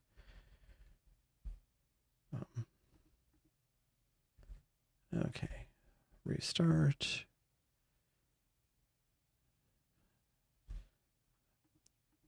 I only briefly responded. Yeah, I do. I sometimes use do shields, but not consistently. And I only have one. I really should get a second one. Actually, now that my daughter has this, now that my daughter finally, or not finally, it wasn't her problem. I was the one who hadn't assembled the 3D printer. She went ahead and did it. I need to, I could print one. So I should probably just print another one. Because the one I have is printed that I bought off like Etsy or something. Okay, sorry. So now I'm just going to enter image, and I'll call this double cluster, and I'm just picking a random 2 hours, 21 minutes, 1.79 seconds, and 57. I always do the plus. I probably don't need 2 degrees, 9 minutes, 28.3 seconds. Use J2000. I'll do it 20 minutes, 15 minutes, 20 minutes. I'll do 20 minutes. Should get some. And I'll crank up the no light pollution filter and go. And honestly, I have no idea. I mean, whatever I have was just kind of what I bought. As far as the length of the dew shield, I'm not 100% sure. I mean, you probably don't want it to be too long, because since the it doesn't screw in place, but it's kind of held by friction, you know, there have been a few times where I was worried that it would kind of fall off the dew shield, but like if I'm kind of pointing down more.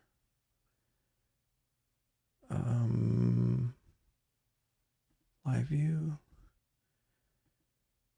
Okay, so we're going to the double cluster. It's a squashed fish. Okay, cool. 214. I mean, that's still a great drop frame rate. Yeah.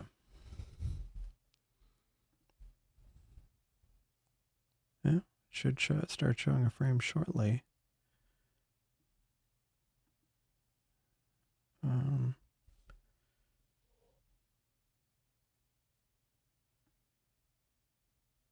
Well, sometimes it gets a little stuck. Okay, there we go. Oh, that's good. That was whatever star that was that I picked. It framed it well. So yeah, that'll look nice. Like 20 minutes of this. Now this one, since I restarted the back end, it loses the schedule, which just means I have to stop this one manually. So I'll let this go a little bit longer, and then I'll stop it. Yeah, that's turning. That's looks nice. Get a little variety there. And again, the difference is I have the gain boosted on the one on the left. So it's like 150 gain. But this one has lower noise. Oh, I don't have those noise frames. They're on an external drive. I was going to show the dark frames between the two for people who hadn't seen it, because it's noticeably cleaner, this one, than that one. Yeah, I mean, I literally had never tried higher gain until the last few days. I think because some people were talking about it on some Discord server, and I'm like, let me just go ahead and try it. Especially, I think once I realized that this one on the left had less noise, I was like, maybe I can push this one farther, kind of like overclocking it. Like, I feel like this one. So actually what I need to do, I'm not going to do it on a stream, but I should do a side by side and then just start them on the same target, same, like, different gains, or maybe both of them, maybe do a series of tests, like same gain on both, start with 80 and then just increase it and see, you know, if this one does indeed end up being cleaner than the one on the right with more. Getting them from the newer database. Are you using ALP for yours? That is the thing that what was it? They had it was on one of the smart telescopes where it was talking about like AI image enhancement, and I'm like, yeah, kind of. I mean, we talked about that before, like the Samsung thing with the moon, where it just would kind of add a moon. Yeah, yeah, it would cut out on. Of course, you wouldn't need a telescope for that. You could just have a. That would be funny. That would be like an April Fool's thing. I could have like a cardboard box and and then like, wow, look at these amazing images, and they're like Hubble Space Telescope images. um uh oh, you're using the app. Are you using the app? Cuz I mean, if you're comparing like the fish nebula with the app, I mean, part of the reason why this might look better than yours isn't because it's intrinsically better, but the stretch is better. Because this is using the Graxpert stretch, like literally code from Graxpert. Uh, whereas, and I've found that it looks better than the Seestar. And if you're using light pollution, I think it's green. The icon will be green. Actually, let me go ahead. I haven't fired up the app in a while. Let me fire up the app and see what it looks like. See if it even works. It connected to one of the telescopes. Which one did it connect to? Oh man, it connected to the wrong, connected to the double cluster. But this way we can see what it looks like. Yeah, see this one, you can't tell as much. But I know when I've compared it with like nebula, with nebulas, it's the SSC version is drastically better. And I think it's because we're using a better stretch than whatever they're using when they display it. Um, yeah, it's kind of hard to tell.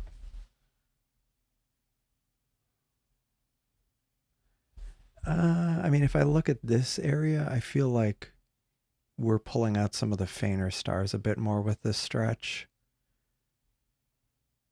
Yeah, it's pulling out more fainter stars, making it more visible. Ghost of Cassiopeia. Let me try that. Yeah, I thought it sounded like you were having better progress with it. I thought Cosmic Ray, because I know there was like that back and forth on Discord yesterday. Um, what am I? Let me look up Ghost of Cassiopeia. I hate that when it does that. Ghost. Come on. Of cat of. Why isn't it picking it? Which one is Ghost of Cassiopeia?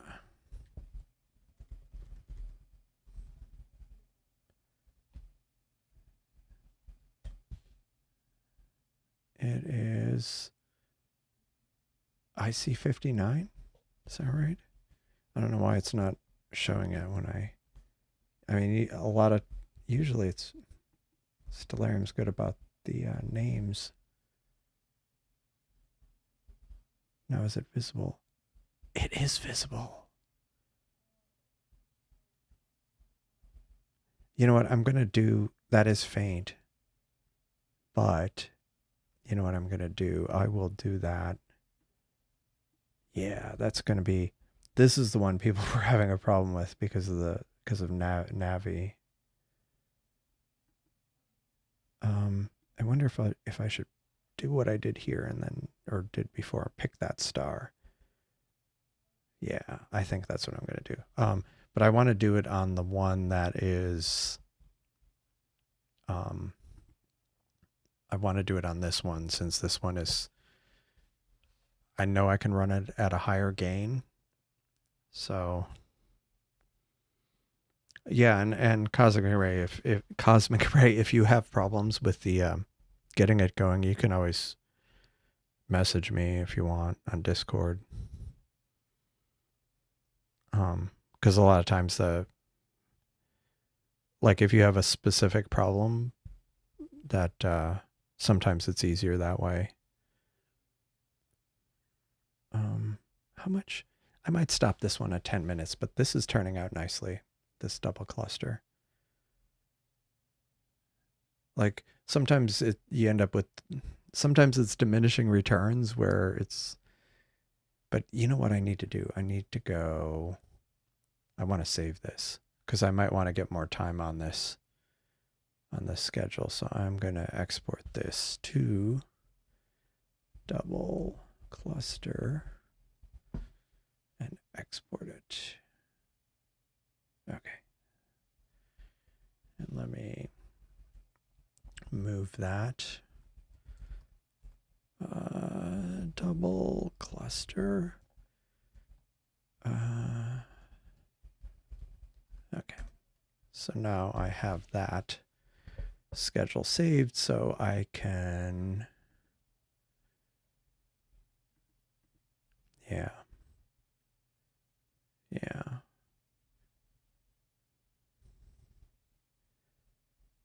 I mean, I have, maybe I need more time on it to bring out more detail.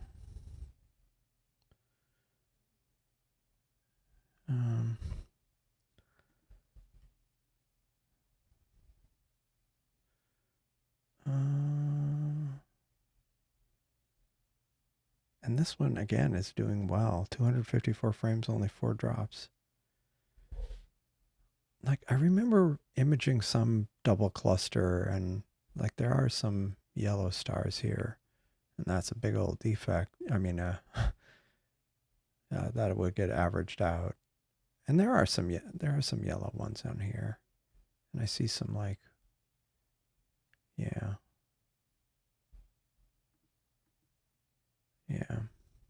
I do see some colors.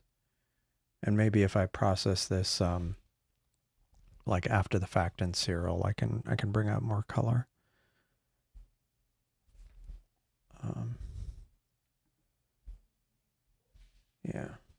Yeah, maybe I'll let it get to 15 minutes.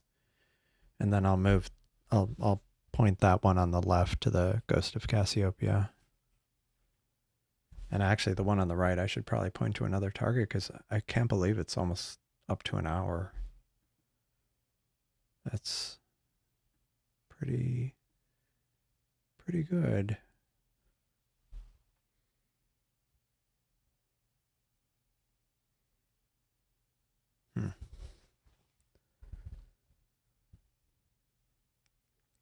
I'm going to take another sip of water because I keep doing this where I'll kind of keep talking and forget to drink. I need to have like a little reminder when I'm on the stream to take a drink of water.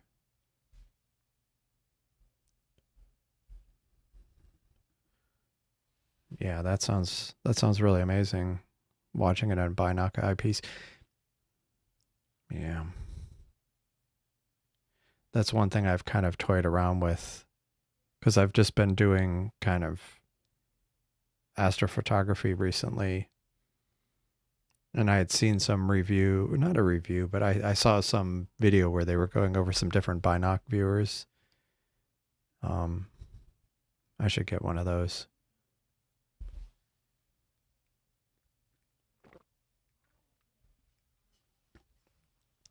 Back in the day, I remember I didn't look through a binoc viewer, but I looked through a binocular Dobsonian. It was two 10-inch Dobsonians. That was kind of a crazy setup, but it was really neat. It was very neat. Yeah. Binoc eyepiece. Yeah. That is something Like I say, I saw a video and I was like, oh, that would be neat. That would be really cool. And yeah, I imagine one of those, a target like that with a scope big enough would be really impressive. Yeah. Yeah. But yeah, the binocular Dobsonian. This was long years ago. This was many years ago, but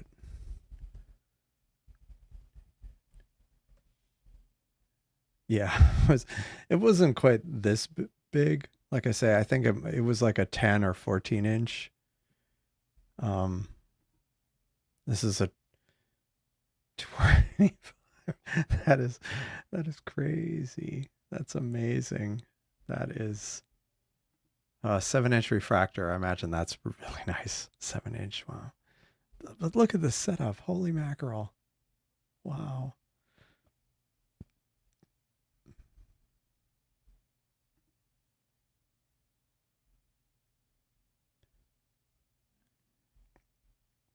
Wow. It's quite a setup. But yeah, I imagine 7-inch refractor would be really nice.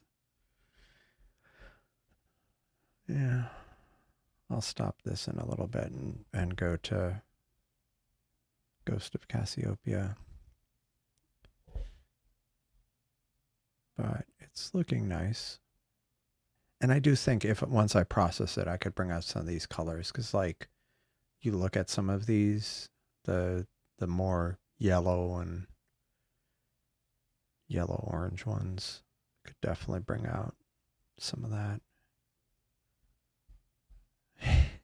yeah, yeah, yeah. Like, yeah, I've seen that before where people had like ladders um, for public viewing nights and stuff. Yeah, that's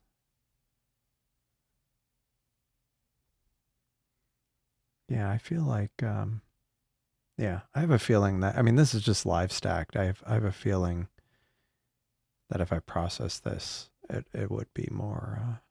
The colors would be a bit more punchy.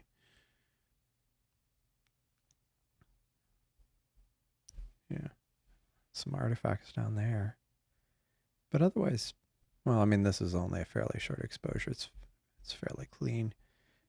Now this one over here, given that this is close to an hour, it's not a lot of field rotation yet, so that's good. Maybe that's why the reject rate is or the drop frame rate is so low.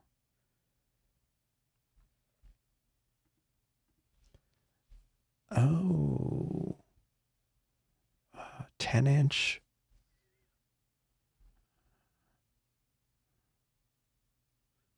10-inch?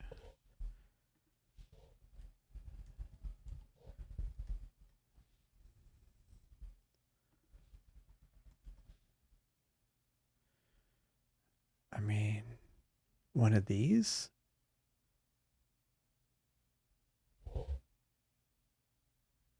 That would be, I mean, for 1500 on an equatorial mount? Wow. 10-inch Schmidt Cassegrainian? Hmm. Yeah, I could see that being something something you're that would be that's a nice price. I think, I presume. I mean, based on the prices I've seen for 8-inch new Celestrons. You do see them all the time on Craigslist. Huh. Yeah. Yeah, that always makes me nervous, especially with like optics and mounts if it seems too good. Um Although sometimes, yeah. Yeah, I'll go ahead and let this. I think this was a 20-minute, so I'll leave it go to 20 minutes and then it'll stop and then I'll go to the ghost. when I was doing development, when I was doing development last night, I kind of had it pointing at a target, and I was kind of experimenting with switching in and out of live view and I was troubleshooting that issue with the frames being one behind, and I had just left it, one of the telescopes, just imaging on one target. And I think I ended up letting it go for like 2 hours on one target. It had horrible frame rotation, but it kept going. It was still going. Um, so that was kind of surprising. Yeah, without a Wi-Fi.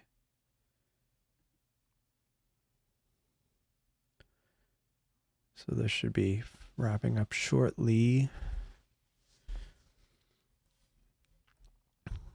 Yeah, I've only owned refractors and new.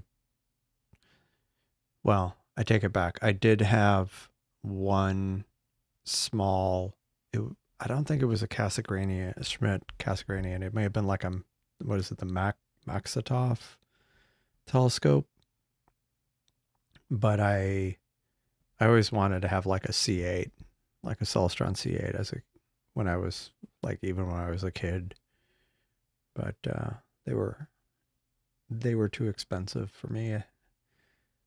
Um, but I have thought about it again recently because I guess I started thinking about, well, maybe I could image some of the smaller galaxies with something like that, and also like planetary stuff. I don't know. Yeah. Yeah. Yeah, some of the older tech isn't. Okay. So this is finished. So that's good. It's still stuck on the okay, now it's switched back to live view, and it did it automatically.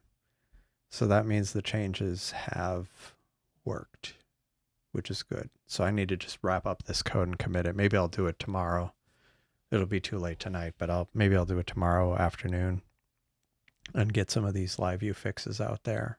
So, because the problem is I've been making these for like a couple weeks through or more, and there's been hundreds of commits to the repo, and every time I pull the latest code, I have conflicts, and it's like every time, and I keep worrying that I'm gonna break the code or lose some. That actually happened to me recently, not not on this project, but at work. I ended up blowing away some file I had, and I was like, somehow I managed to uh, curb stomp some files. Um, don't know how I did that, but okay, schedule, and I'm going to do what I did with that cluster, with the double cluster. I am going to pick this coordinate that I had, and I'm also going to save this schedule because I want to try it again if I don't get much time on it. Image, target name, ghost, how do I spell? Casio. Copy paste. It's the pay at the end always throws me. Cassiopeia. And we are 0 hours, 58 minutes, 54.2 seconds, and 61 degrees, 1 minute, 5.9 seconds. J2000 total session time. I'm going to go for the gusto, and I'll do an hour. Why not? And I'm going to crank up that. Now, is this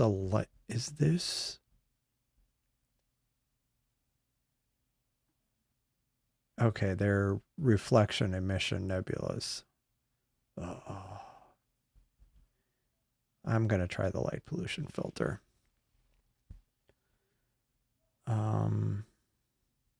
Okay, submit this. and then export. I'm going to copy and paste the name so I don't have to retype Cassiopeia. Oh man, ghost of Cassiopeia.csv. Export. Okay, exported. Start this thing and go live view. And can hide this, and this one I should figure out some other target. Yeah, live view fixes. I have been. Okay, yeah, the deck RA. Let me fish that out of the file I have it in. And I also need to save this ghost file. Ghost.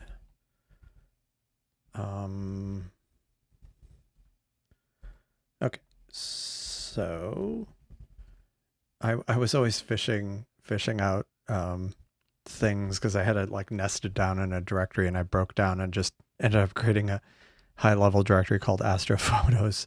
And I'm like, I don't know why I didn't do that earlier. It made my life so much easier. Double cluster. I'll do one better. I'll just dump the whole thing. That's the whole thing. Some kind of scheduler for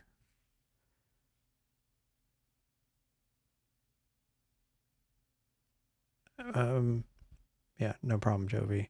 So, Chris, you said scheduler or alarm for next events would be nice. What specifically did you have in mind there? I only ask because I can think of a few different things, and I just don't want to make assumptions about what you are suggesting. Okay. Whoa. One stack frame, 5 drops. That's an inauspicious start.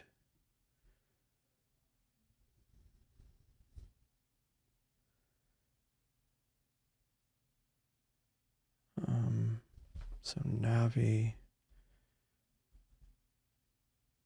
Yeah, okay, Navi is there. So that looks like the framing is right. Is it Navi? Is it just me, or is that like something from Avatar?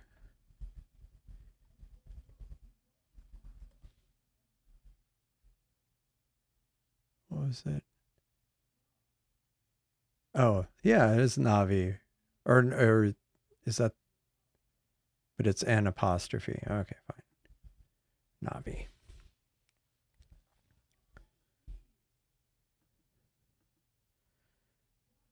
I mean, so when you say sorry, I was just when you say an alarm or notification, when you say an alarm, are you saying like in the browser some kind of like pop up or something when it's moving on to the next target, or something more than that? And yeah, that was the problem that some people have had with that star, is it ends up kind of blowing out that part of the image. I mean, the good thing is at least the nebula is down here. And if I recall correctly, I think, is this the star that's actually lighting this up? Yeah.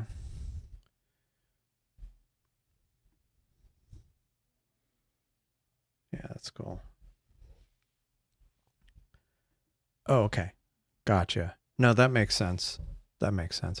One thing that has actually come up, I don't know who suggested it, but to have on the screen where you could like go to the next one, the next item in the schedule, but yeah, having like I do write down these ideas, and some of them I put into GitHub, and sometimes I want to combine them with some other items, so I'm just going to put it in my own notes here of kind of coming up, notification timer for next scheduled event. Yeah, that does make sense. Especially, I mean, because like I only do one shot events usually, but I know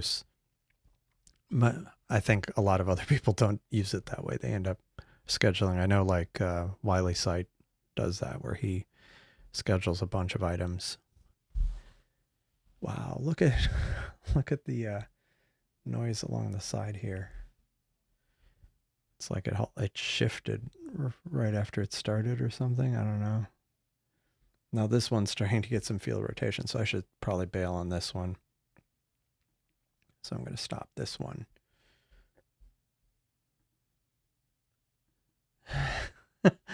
No. I mean, it's fine. I mean, a lot of the functionality that's been added was to solve our own problem. I mean, like people who were using it had a specific thing they wanted to do with it. And some of the things we've added that people have suggested, it was the same thing. Like people have they want to have a specific workflow, but it would make a lot of sense. I mean, especially for on live view, like, and actually it wouldn't, now that I've kind of done this unified kind of target, or this particular thing updates pretty frequently, it would be fairly straightforward to add more information there. I've been trying to balance, not getting too carried away with it, but I can start seeing some nebulosity in there, just very faint. But we'll let this go for a while. So it's 10:30. I do wonder if I can get to the Helix Nebula now.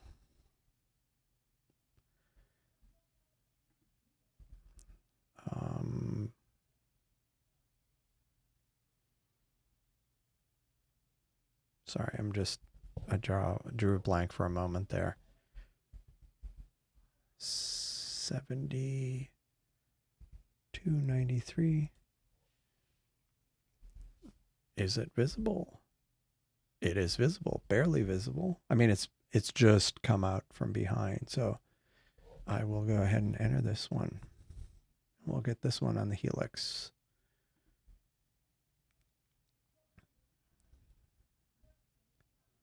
Okay. Image NGC 7290. Is it 7293? 7293. It's funny how quickly I can forget four numbers. Yeah. No, I mean and that's been part of my motivation. I want it to be approachable for people. How long can I go with this? Can I go a whole hour with this? I could actually go over an hour, but I'm not going to bother. I'll do 45 minutes. And I'll do the light pollution filter, and I'm not going to crank up the gain. Or maybe I will. I've imaged this a lot, so let me try cranking up the gain to 150 and see what kind of results I get from that. But yeah, I mean, for me personally, I want it to be approachable when people are just starting with it. But I also don't want, but people who want to do more or have more complicated workflows,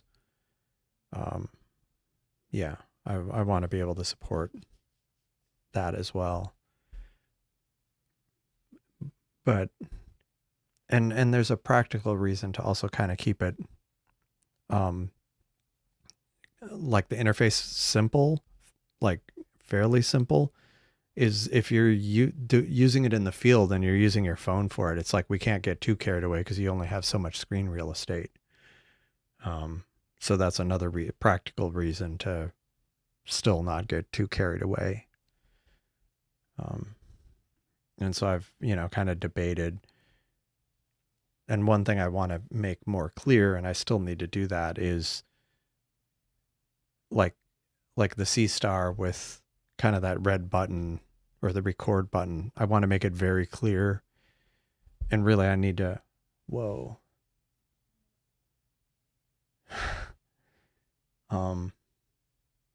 What in the world is that? It looks like somebody's elbow in front of the telescope, which seems rather unlikely. So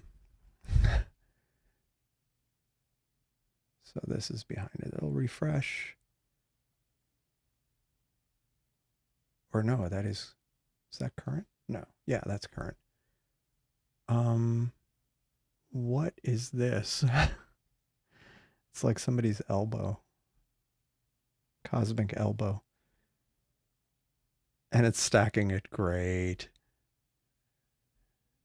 Great. I might have to stop this one. Or maybe I'll just, yeah, that's so weird. I'm going to stop this one just because it looks pretty funky. And I'll just redo it. So if I go to schedule and I have this schedule, I'm just going to stop it, which would stop the imaging. But it should keep the schedule there. Did I actually click stop? Let me double check. I clicked stop. Maybe I didn't click stop. Stop. Okay, now it's stopping. Supposedly. Okay, it stopped. So now I go to live view. I don't know what that elbow thing was. Let's go back to this. Behind on the... Yeah. Yeah. Yeah. Well, and that's part of what I've been trying to go with this, where when it's kind of in the browser view, it ends up kind of reformatting itself where the controls are below. But even then, that's like some of this isn't fully satisfactory. I need to play around with it on a phone more. But my goal, like I was trying to make it responsive where it would handle both sizes, but I need to just commit this code and move on. Okay, I don't know what that thing was there, but it looks like it's out of the way now. So let's go back to schedule, and I'm going to start the schedule. And hello, Red. How's it going? Thanks for joining. Saturn crossing. I don't know what that is. I think it was like an elbow. It looked like an elbow. That's my story, and I'm sticking with it. No, I don't know what that was. That was very strange. Like the color, I don't know what that is. That wasn't a building. That wouldn't be a tree because a tree would be green. I don't know what that was. It's an elbow. Yeah. Yeah, that's true.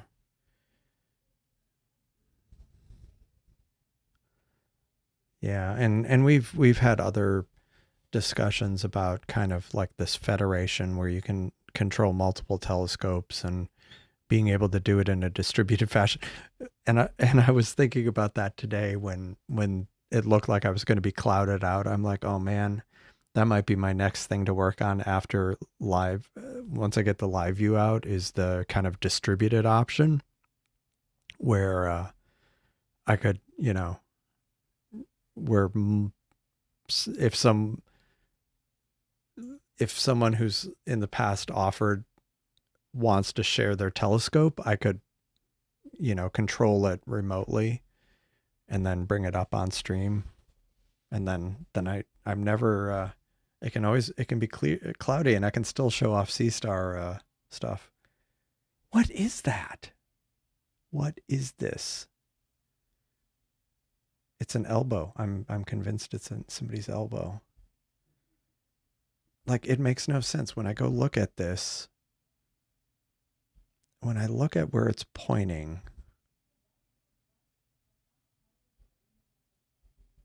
unless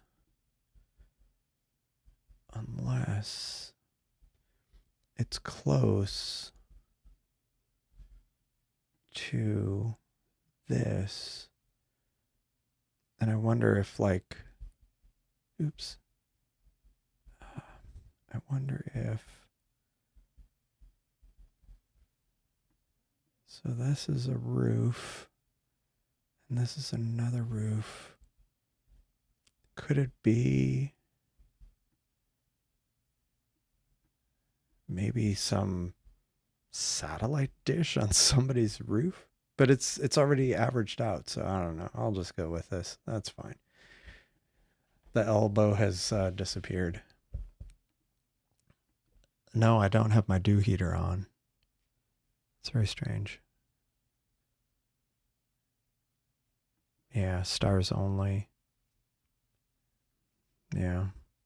And honestly, when I was having the issues with the feed, or when I was having the issue with the Chrome issue where it was showing one frame behind, I was actually starting to look at maybe I should just stream the video.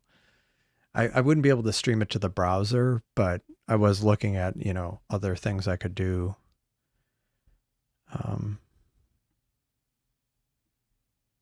Share with community. What is that all about? Well, I thought the share with community was just like sharing your photos with others. No, it wouldn't need to be paired because like this app doesn't have to pair with the telescope. It just connects to it. I mean, there's things that have to be worked out. I want to be able to do it in a secure fashion,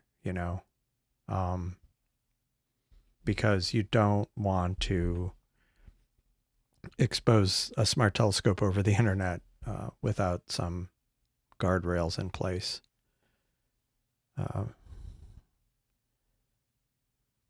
Yeah, so that's kind of what I'd been thinking of, how to do that in a safe way.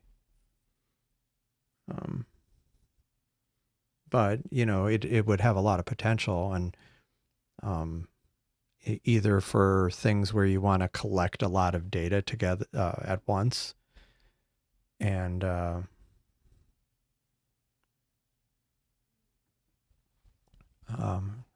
Seiko, thanks, welcome to the stream. Thanks for joining tonight or today, or tomorrow. Actually, you're joining from the future. Can you view? Yeah. You can. I mean, so both of these telescopes are going right now, and if I bring up the app, like this app is the iPad app. And basically, like the Seestar Alp software is just like it's like a different device connecting to the telescope. Now, I am running an older version of the app and the like a pre 2.0 version of the app and firmware, because it's added some like new functionality that kind of can cause problems, but generally, like, they're both updating. And this is basically the iPad app just running on my laptop. What? My comment about joining from the future. But it is, I'm technically correct. You are joining from the future. I remember I did that years ago when I shared a sunrise from that kind of general. I was in East Asia, and sent a message to people back home saying, well, Good morning from the future. um, oh, no, using app and Alp. That being said, I have clear skies tonight. Oh, that's cool. Yeah, so ngrok, I mean, there's ways to do it, but I guess my concern is, yeah, I want to come up with a secure way of doing it. And I was actually looking at like a WireGuard based um, solution, but um, again, this is something I'm probably going to look into after I'm done with the getting my latest imaging changes out there.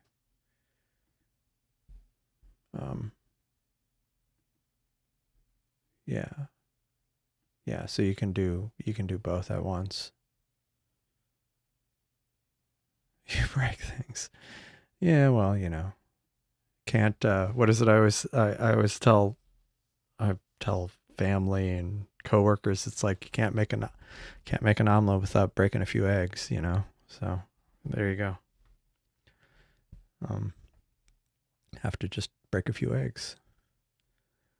Of course, I also would sometimes say no guts, no glory. And I remember the first, I'm very careful about saying that because I remember using it twice. Once I used it just before I ended up smoking a computer because I overclocked it too hard. and then, the other time I took out a production system. Yeah, so I try not to use that expression, at least. No guts, no glory. Yeah, because it often did not go well.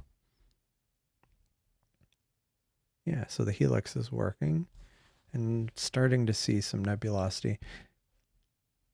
And yeah, so maybe I will do this going forward. I mean, this one is also at 150 gain, so I mean it is noisier, but a lot of that it would clean up, so it's probably worth getting the extra photons in my bad bad portal skies. Yeah. So that's shaping up nicely.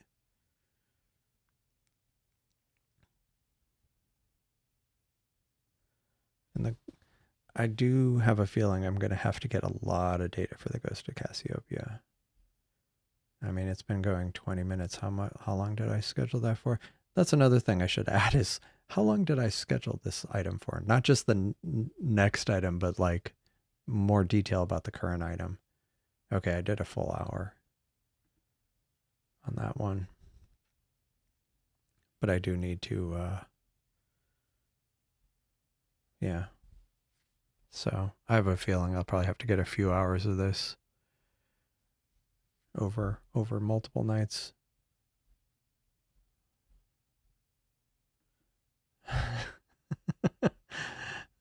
Yeah, I mean, I mean, just like my helix had an elbow. Yeah. Well, I guess my concern about exposing the telescope is remote exploits, like I guess I was thinking of like port forwarding. I don't want to necessarily do that. Well, first off, trying to, explain like it adds friction. Even if you know how to do port forwarding, it adds friction. So I guess I wouldn't want to do that. I would want to I want to have something that's kind of fairly straightforward where someone could easily yeah. And I've yeah, anyway.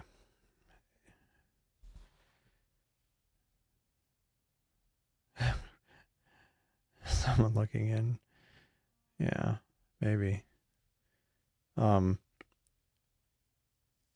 Yeah, going the other direction. A lot of times since I am surrounded by buildings, I'm always a little worried that if somebody like looks down and sees this telescope pointing almost right at their house, I mean, they may not even realize it's a telescope, but they might get concerned. Um, just like the time I had it, I was trying to image some things to the west, so I had it in a window. I opened up the window and I had it kind of half hanging out the window, and it was like right over the neighbor's house across the street, and I was like, that could be a problem. Hopefully, they never asked me a question. They never asked me any questions, and we've talked to them since then. So, I was a little concerned that they might be concerned that I'm pointing my telescope at their house.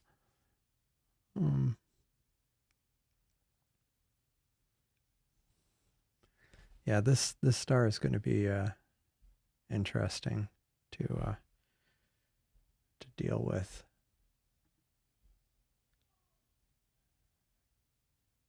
Yeah, but I mean, you can see the nebula in there starting to come out, but I have a feeling it's going to take hours of data, and plus there's like it's new moon here or thereabouts. So does your Seestar filter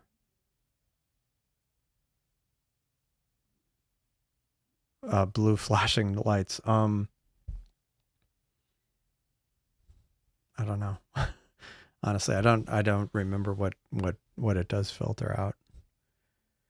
Oh, like for police cars, is that what you're saying? Yeah, no.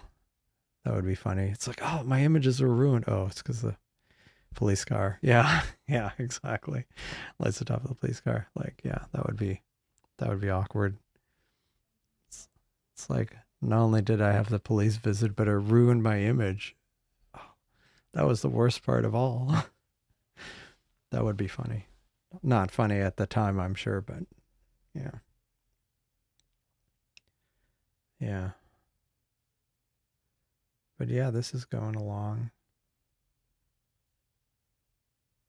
I think yeah, this one. Yeah, what else?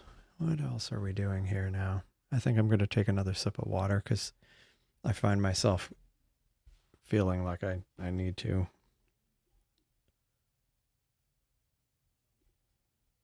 No, I was just thought I saw something. One thing I was wondering is, or not wondering, but since I do have the latest version of the software, I was thinking I should probably go see what else has been added that's new to see if there's anything I should call out while we're here. Holy mackerel, it's almost 900 commits. I remember when it was like 40 commits in this repo, and that was this spring, and it's now up to almost 900. Yikes. Okay. There's been some improvements to the Raspberry Pi. If you install it on a Raspberry Pi, there's been some kind of cleanup of the scripts. Let's see, planning page updates. Let's see. Just trying to see if there's. Oh yeah, like I think there's been some improvements on the config page.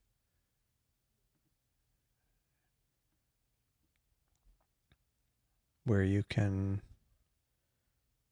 yeah, you can, it now is a drop down where you can change the log level. I mean, these are things that most people don't need to ever mess around with, but if you need to, it's handy that you don't have to, especially if you're running it on a Raspberry Pi, you don't have to like remotely log into something and edit a file. You can do it through the web interface now, which is good. Of course, I think if you change the port, you could end up like not locking yourself out, but could end up, yeah, Yeah, I don't think there's anything else on that screen.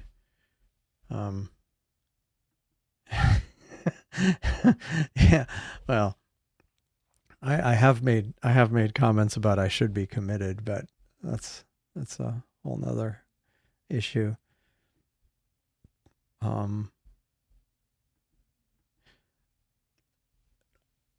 No, the SNR stuff, but it might not be too long before someone starts looking at it. I know that was actually one of the things that Kai, who's started the project, and yeah, his name's all over it. He had been kind of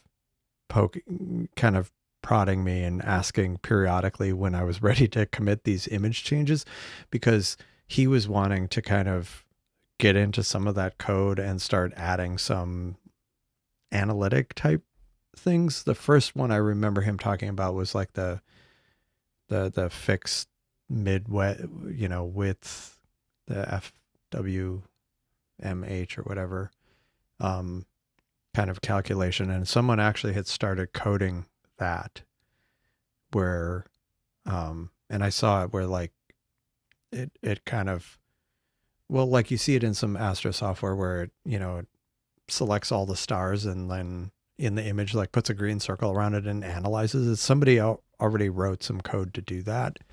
They haven't committed it yet. Cause like it's really new, but I have a feeling, I think there will be some other analytics, or other kind of image analysis. Cause I know that's something Kai's very keen to do. Oh, a typo on the SSC config page. What typo did you see? Or are you talking about the typo that got fixed? Commands confirmation dialog verbose driver exceptions. Oh, look at the bottom.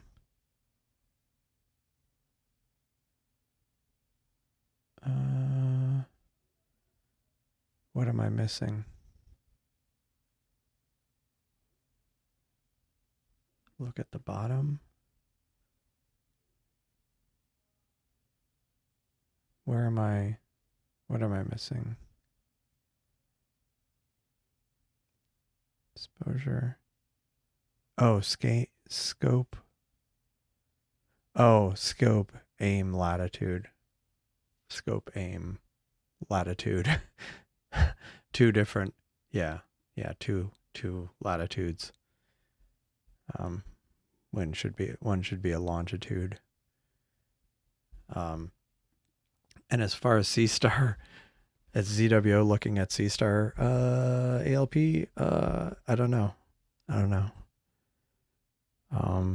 not sure how I would feel if they did.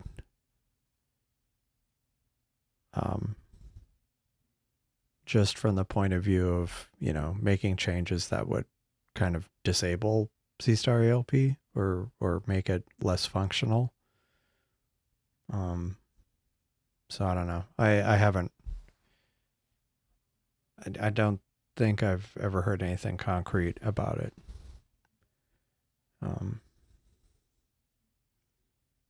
Yeah, so this is going. The elbow is gone.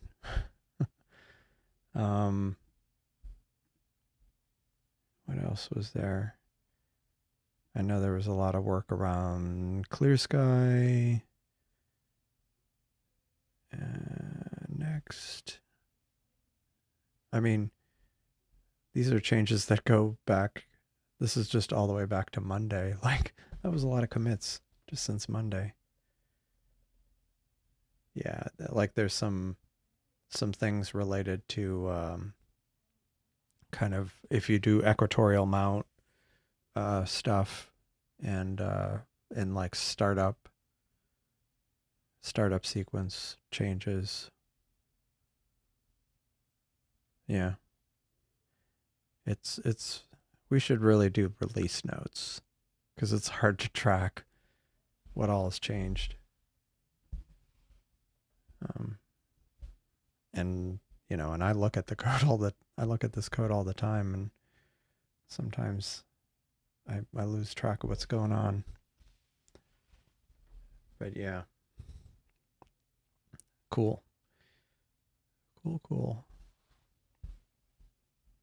Sorry, my neck gets sore looking at the same thing. Yeah, right. So like borrow stuff from us rather than, yeah, that would be. What all sky software am I using? I'm just using um I'm just using this one.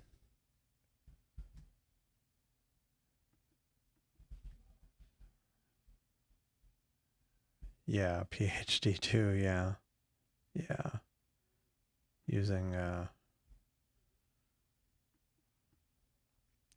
but yeah, this particular all sky software is pretty cool. I mean, it works well. Runs on a Raspberry Pi. Um yeah. It supports Raspberry Pi cameras and also ZWO cameras. So if you have like a spare ZWO camera, although not they don't recommend like the 120 mm or something, which is a real cheap camera, but they don't recommend it. Um, but yeah, I'm pretty happy with it because it does. Not only does it do kind of just the view, but it also will do time lapses. It will also do the kiograms, so kind of like um, kind of a strip of the sky, kind of over time, and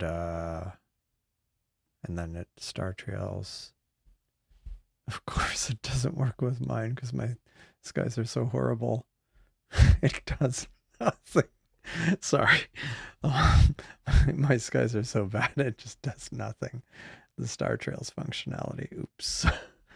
Um, but yeah, like the time lapses. Actually, like when I was testing last night, this was the time lapse from last night. Just kind of and this is where I said, remember I had the backlight on, and I was like, and then I realized it when I was imaging the helix because the light was shining in the lens, and so I ended up turning off the light, and at one point, or maybe that wasn't. Oh, okay, and it was towards the end, but like one of the telescopes stopped moving because that was the point where it ran out of space, and I was like, oops.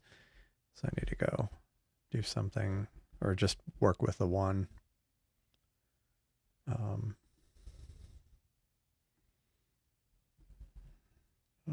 okay, get that. Cool.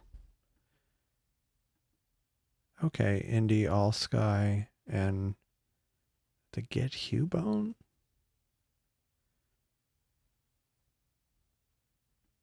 I know there's some other ones. I think was it. Did I see that one? Okay. I think I've seen this one. Yeah, I've seen this one. I should check that one out just in case I want to change it. Change it out. Because I think I've seen that one. Actually, I think I know someone else who runs that one. So yeah. Yeah, so it's moving along. Time is elapsing. What else? What else? Yeah, I still need to.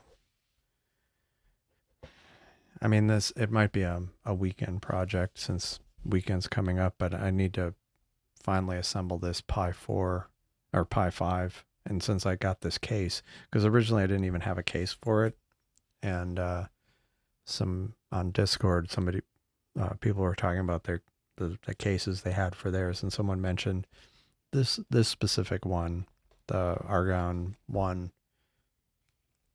And before I forget, as an aside, next week, when is that? When does it start? Yeah, next week is Prime Day or something, I think. So if there's any Astro gear you've been eyeing, would be, I mean, a lot of it's hit or miss, but I'm definitely gonna be personally looking out there to see if there's any camera or telescope type stuff, like tripods or something. Maybe, who knows, maybe there's some tripod that'll end up on sale, but something to keep an eye out for, because there have been some things that I've gotten some pretty decent deals on. It'll greatly hurt my feelings if some of this Pi 5 stuff goes on sale, but yeah, this case has the NVMe, and then I got the Pi 5, and then I got a 500 gig SSD, kind of off-brand, because I want to be able to I want to do more with saving the subframes, and kind of externally stacking them. I mean, I did some tests with it last week, but I want to do some more, and I wanted to make sure I had enough storage to be able to support that. And then plus I might install things like Stellarium or some other astronomy tools on there. So having more space will be good. And yeah, what else did I get? Oh, power adapter and the Pi 5. And then this camera, who knows, maybe I'll make another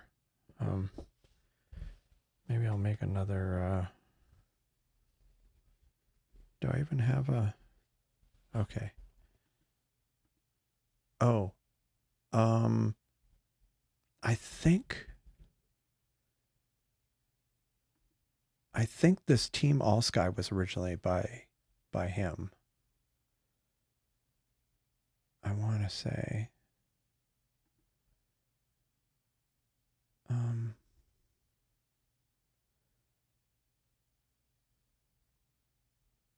yeah. See, it was originally by him, the Tom Shakeen or whatever. Yeah, and I think he had it on his own repo, and maybe he does changes there, but like this is the main repo, I think.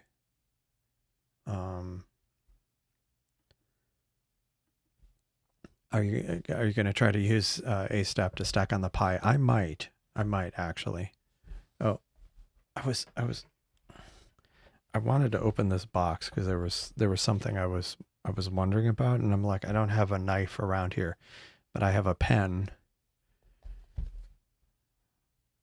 A pen that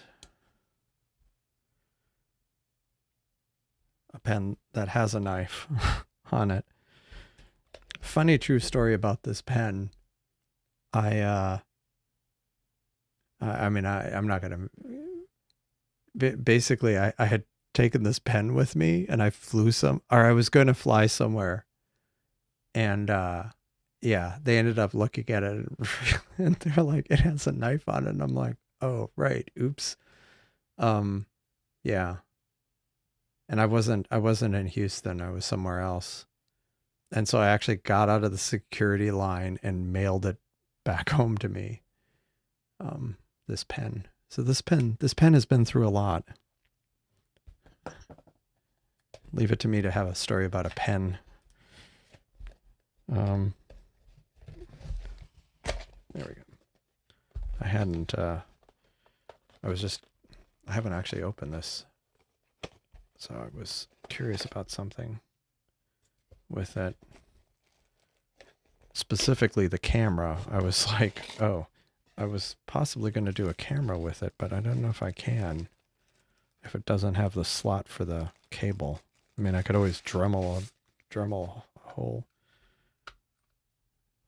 Yeah, it doesn't have the slot for the. I mean, that's a lot of stuff doesn't have the slots for the camera cable, but that's okay. Oh, that's cool.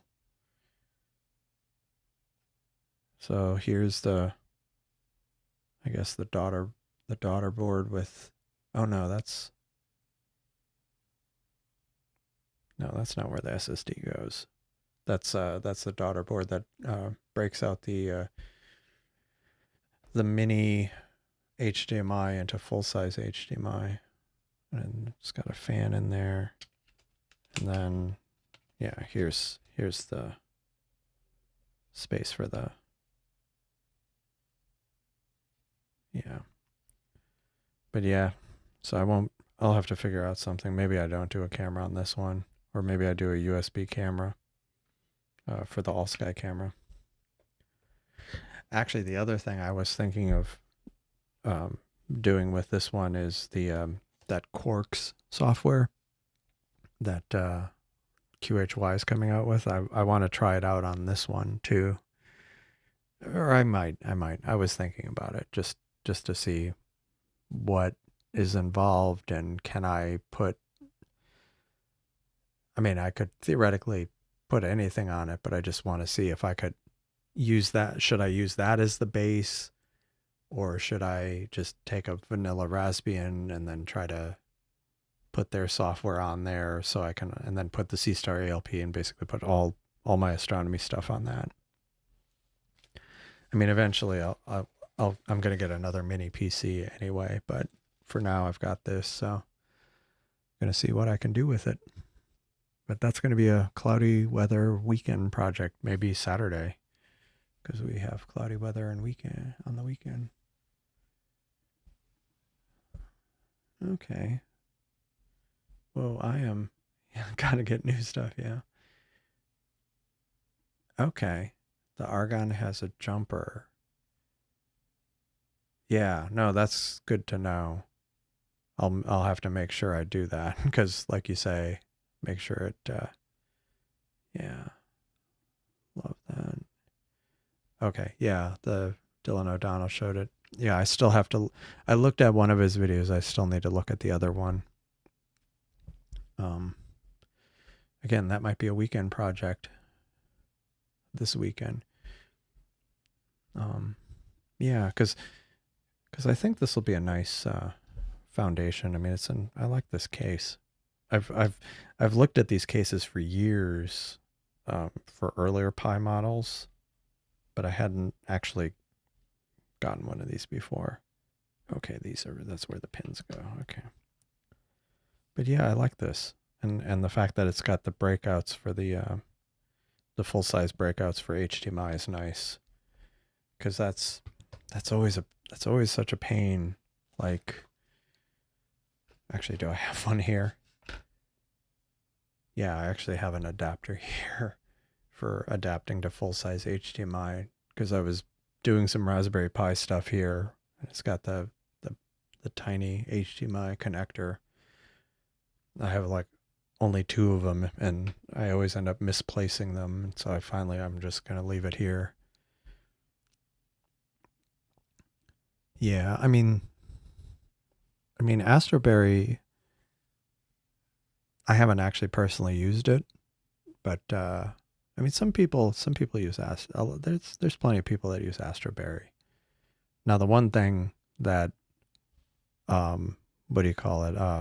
Seiko and I were trying to get Seestar ALP running on Seiko's Astroberry, and I realized that the Python there is too old, and it couldn't be updated to a sufficiently new version. Now, I don't know if that's a problem with some of the newer scripts we have that have a virtual Python environment, but it was actually kind of, yeah, a non-starter, because it's an old version of Raspbian. And when I looked at the issues, there was talk about, oh, we're gonna, you know, it's in the works, and a more recent version of Raspbian is the base, but it's running an old version right now.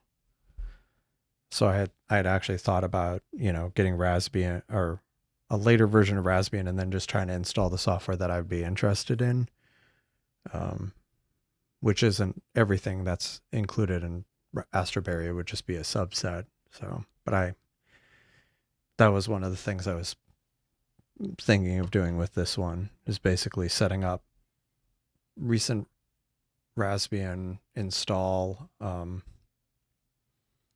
Actually, sorry, I just had another thought.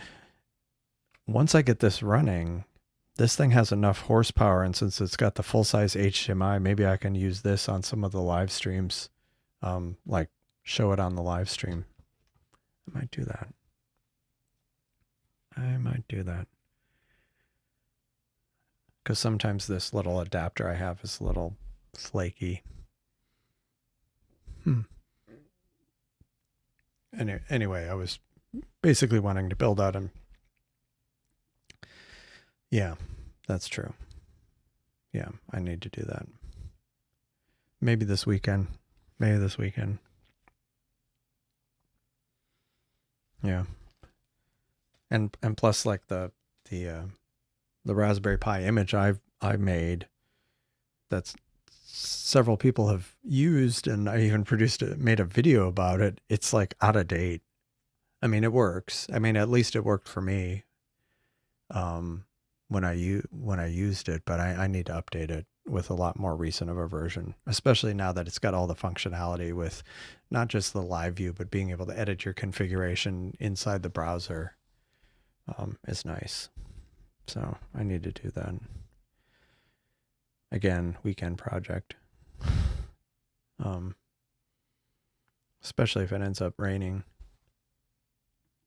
Yeah. I mean, I've done that before. I actually have a couple of Pis that I boot off like an external SanDisk SSD. And I was thinking about that again, but I wanted that. I had actually thought about getting another one of these NVMEs. But yeah, I still might end up doing that. Changing the boot order and where it boots off the SSD if it exists, because I still have some SanDisks around here, SSDs I could throw stuff on. Yeah. I mean, yeah. I mean, I guess that was my thought, that I just kind of roll my own based on what's out there. But yeah, that might be a weekend project. This weekend specifically. What is my real job? That's classified information. No, it's I work in IT technology. I've kind of done a variety of different things, but a lot of it, I've done a lot of development over the years. At times I've been a software engineer. I mean, like officially as a title, probably most of my career.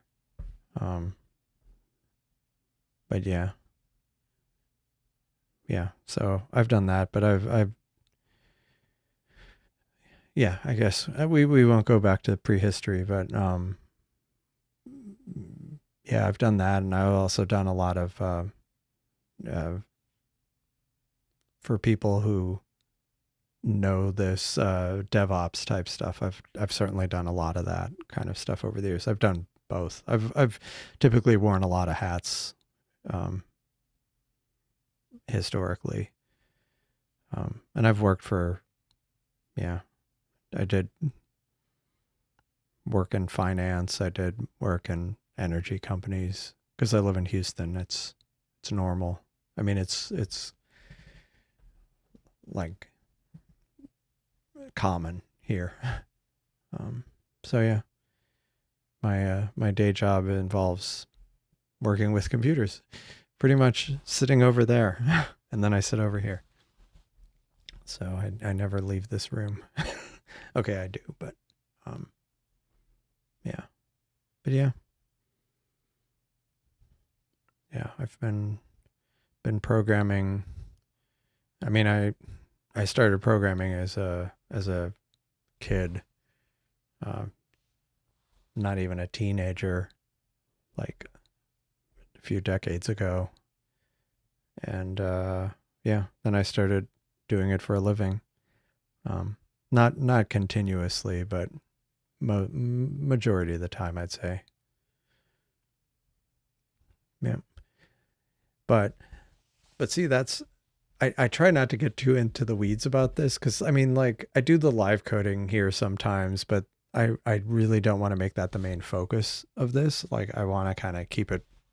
I mean, just for my own personal interest, just trying to keep it and also focused on astronomy, but also not wanting to, you know, uh, if somebody's coming, if somebody comes to the live stream seeing, oh, they're streaming about telescopes and they see somebody in a code editor like the whole time, that's not that might not interest people. But I had actually talked about, or I have wanted to for a while, and I have a couple other YouTube channels that some of them I posted like a handful of videos. One I've never posted a video on, and I've actually thought about kind of making one of them dedicated to some technical oriented, IT oriented things. So, because at times I was like, well, maybe I should do my live coding on a different channel, and if people want to watch it, or or if people are interested in the software and they're also contributors, they can heckle me or whatever. But yeah, I've thought about that, and then I was talking to Wiley Site, or talking to a variety of people about old computers and stuff, and I'm like, I should do that too. Like, I have stuff sitting around here. Like, what did I pull out the other day? I Yeah, like, wait. Oh, this is very random. I mean, it is random error one, so let me.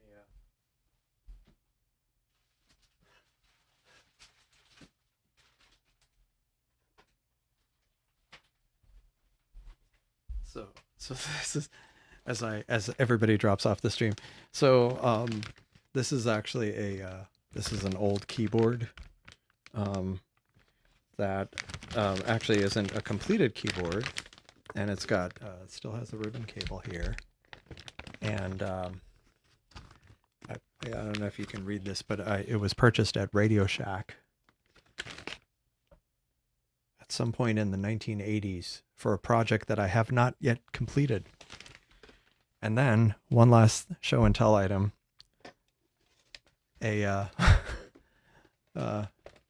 This is not a reproduction. This is Western Electric still working rotary telephone.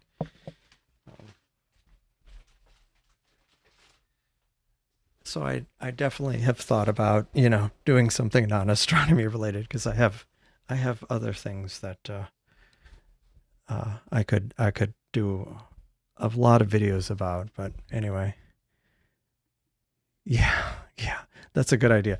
I should write that down. And actually, what I want to do is I want to remind people when next week, because in case anybody wants to get it. And I do have an affiliate link too, that if people click on it, I may get a small commission at no extra charge to you. Do that spiel. Yeah, get a chair. Get a chair. Yeah. I mean, the chair I have for my main desk is actually pretty comfortable. But I don't know. I'm not always a fan of like having a chair behind me, when I'm on a camera. I don't know. I don't have a card punch machine, but I do have punch cards somewhere. True story. I was in school, and I don't know if I still have them. I was in school, and because I live in Houston, and I've lived in Houston most of my life, we took a field trip to NASA, and they had decommissioned some of their old computers there, and they were just, so I have some punch cards here that came from NASA. Like, they just were handing them out as like souvenirs. So somewhere in the house or in a storage box, I think I have a punch card from NASA from the 80s. Yeah. Yeah. Yeah, that's I shouldn't have revealed that. Now you know how Commissioner Gordon gets a hold of me. Yeah, I saw that. It just kind of ended. But yeah, the NASA thing. I mean, that was, it's one of those things. You grow up in a city, and like day to day you don't run into it, or you don't, like, it's 30 miles away, and I don't go there very often, and so you kind of forget about it. But then there's been times where you kind of remember it, like remembering that I took a field trip in school and got some punch cards from them, or the news story I remember years ago where somebody, what was it? Because the astronauts train here, because a lot of them live, and actually friend of mine from college who grew up south of Houston, at the high school he went to, that's where a lot of the kids, the children of the astronauts went to that high school. So he like was acquainted with people whose parents were astronauts. But I remember, what was it? They were training, like they have these T whatever trainers that they use when they're kind of practicing or flying around, and getting their flight hours in, I guess. And one of the guys, I think it was a guy, he was hot rodding it, and broke the sound barrier over downtown Houston, and got into a lot of trouble for doing that. And it was like, oops, like that's bad press for break a sound barrier. Yeah, yeah, yeah. I mean, I need to find those cards because I'm kind of curious. Like when I got them, I didn't know much about the cards, but now I would know how to like read some of it. So yeah. Oh yeah, oh yeah. So you were in Houston back in the day? Well, that's cool. Um yeah, so what do we want to do next? It's still not midnight yet, so I should kick something off. The Ghost of Cassiopeia, and oh, what was another thing? Um let's see. Live.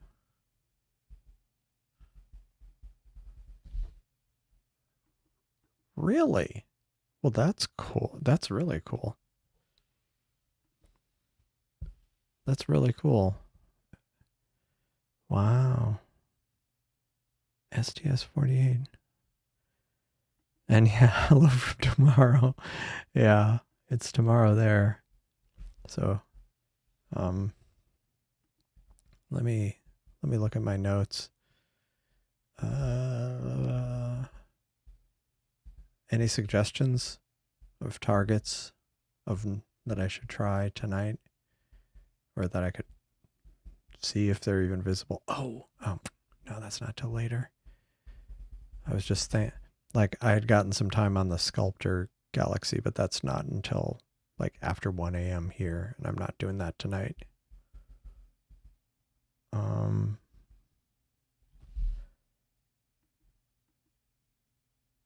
Yeah. M76. Thank you for mentioning that. Let me look that up, because I was going to do it and then I didn't end up doing it because I did the Ghost of Cassiopeia. So let me look at that. Um, let's see. Wizard. You're a wizard, Harry. Oh, problem is now it's like it's about to rotate out of view. Darn it. Yeah.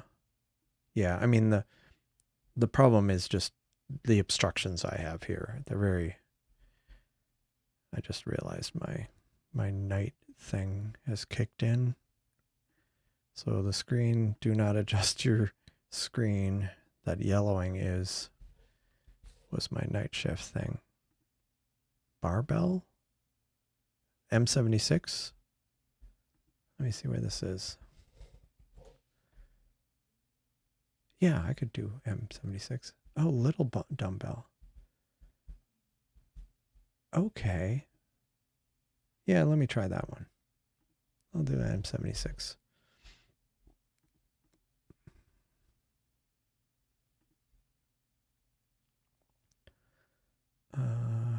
Clear that.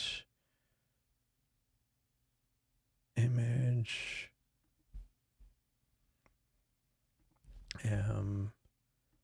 M76. Any other suggestions? I'm drawing blanks right now, so I will take reasonable suggestions. Start.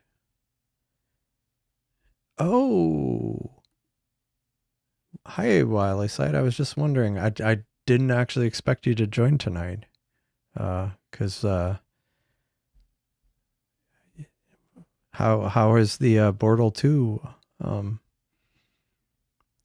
I mean, Bortle 5, Chris, Bortle 5. I would love to have Bortle 5. I'm Bortle 9, so I anything would be an improvement. Just about anything. I guess if I lived like right off like in downtown Manhattan or off the strip in Vegas, maybe I'd have problems, or I'd have worse skies, but that's probably what it would take. So NGC 7023. Let's try that. Try that. Most image. Oh, darn it. Did I not? I didn't increase the gain. Oh, well. 7023. And what's 7023?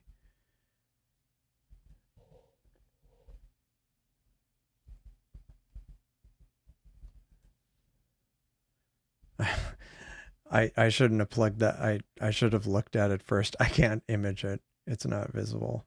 It's behind a building.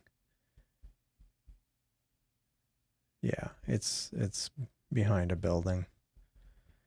All right, so not NGC 7023, no NGC 7023, unfortunately.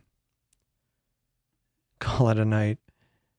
Yeah, no, it's like you're not done, but it's done.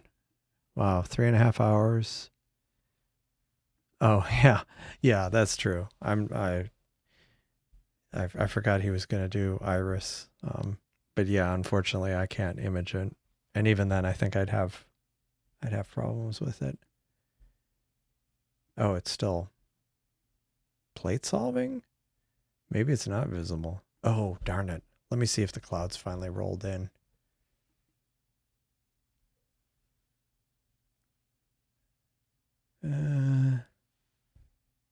That's not looking promising.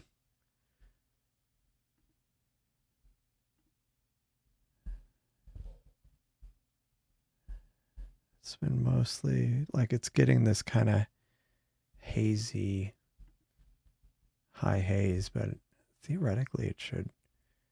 But like it's having this one is having a hard time. Like it's still plate solving, so I'm going to just stop this and see. Sorry, please bear with me. I'm ignoring I'm behind on the chat and trying to, Saturn. I could always do Saturn. Problem is it's always so small. I mean, well, and then the other problem is if I'm doing it through this software, this doesn't do well with planetary mode. Conditions are great. That's awesome. NGC 1023.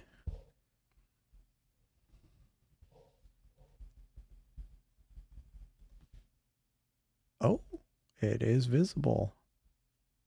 Oh, the Perseus lenticular. Nice. Okay, I'll try that. Let's see what the field of view on that is, though. It's going to be small, but still could be good. Maybe I'll drizzle it to get more resolution. Let's see, what's that one? That one's just small. Okay, so I'll try this one. Why not? I don't think I've done a lenticular galaxy, so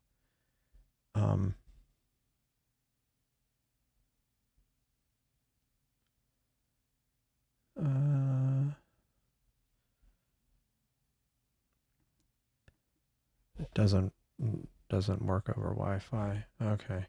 Yeah, I mean, like if you're stacking, it should be more reliable.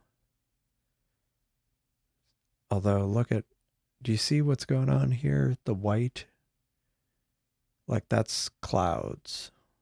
So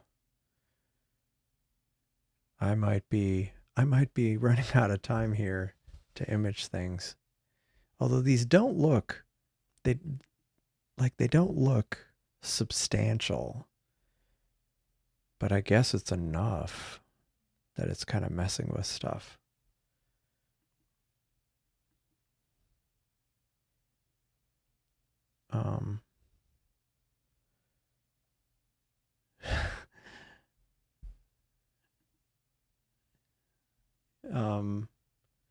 I don't remember if it was on or off.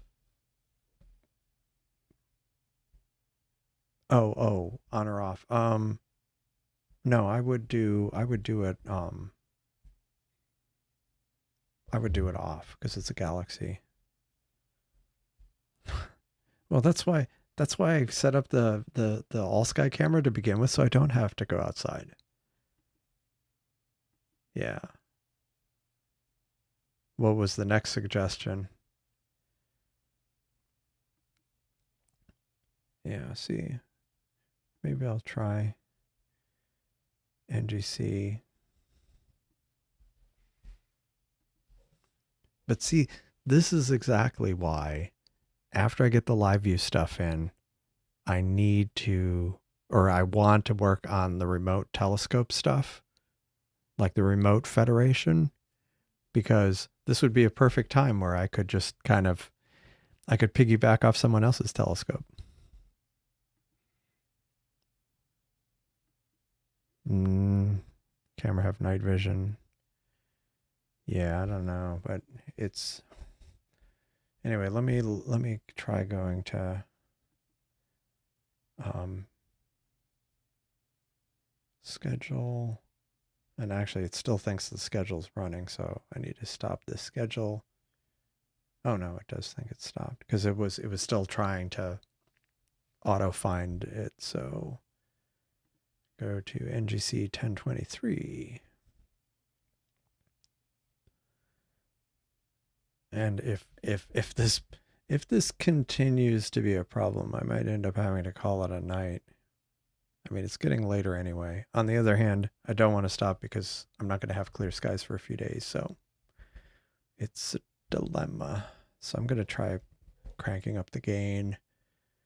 Try 30 minutes on the lenticular galaxy. Yeah, I mean, a lot of the... Oh, darn it. That's weird. I'm going to clear this out. Oh, wait. Why am I on telescope B?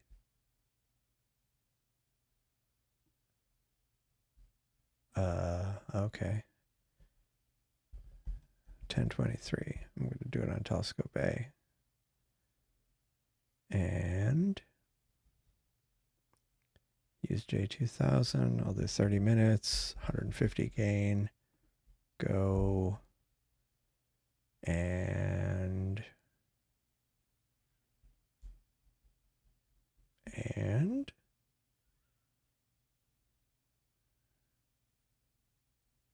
don't know why it's taking a while to load. But yeah, I might end up having to call it a night before too long. But we'll see. Okay, it is running, so I can go look at the live view.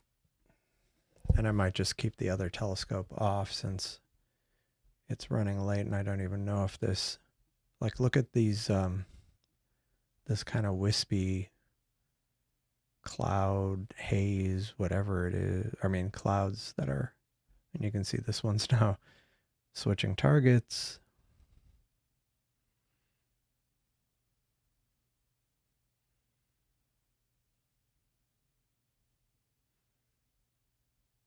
Yeah, it's kind of interesting. It's not like thicker clouds.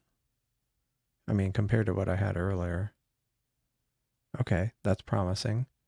It didn't spend a lot of time on auto or trying to plate solve, so it found its target.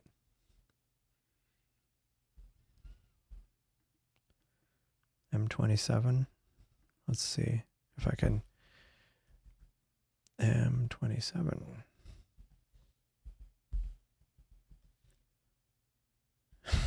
The fact it goes dark means it's behind a building. How bad is it? Yeah, it's to the west, so it's no, unfortunately not. Unfortunately not.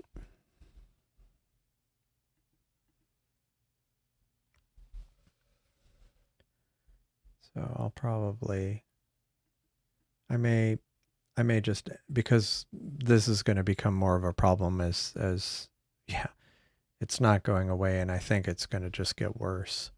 Because it was claiming, Astrospheric was claiming, yeah, see, look.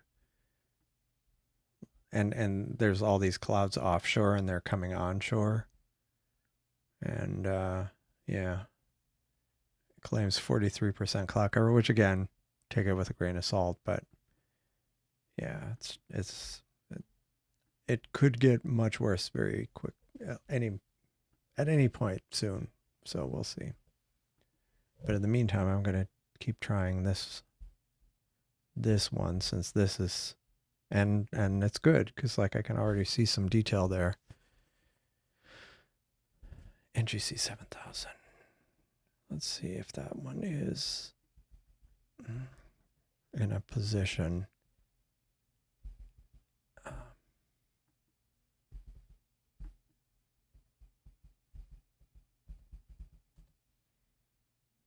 Oh, so close. But yeah, basically stuff that's west of the meridian has a pretty good chance that I can't see it. Because it's yeah, see what I'm up against? See what I'm up against?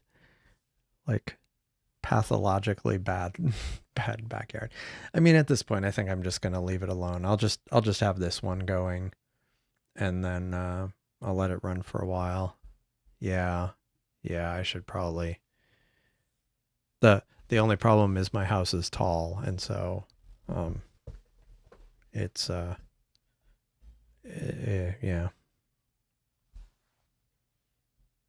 Yeah. Yeah, the problem is, yeah, my view is IC 1795. I did do that earlier, I think. Oh, look. Well, that's promising. Some of this haze went away, or the high clouds, whatever that was. But to be honest, I'm probably gonna call it a night after this video, after this target. just because it's getting late, and I mean late for me. And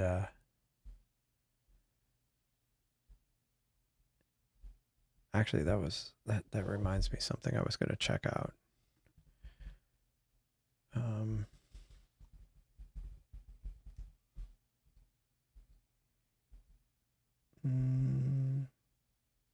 is it this one?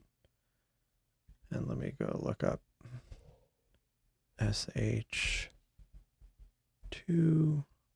158.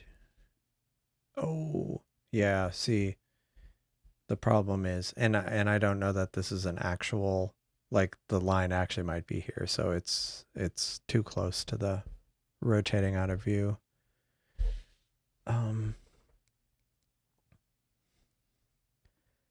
I haven't looked. I try to look at this supernova list periodically. Oh, these are older ones.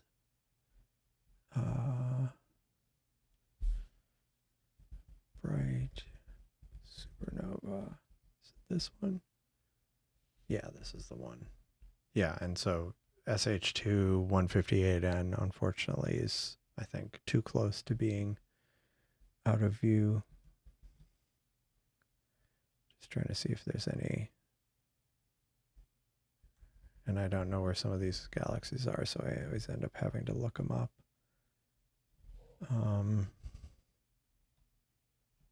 Let's see. And NGC 6221. Nope. Is that a southern sky thing? Because that would be, I mean, it's just supernovas wherever they are, so some of them are impossible for me to view. Yeah, that looks impossible. Or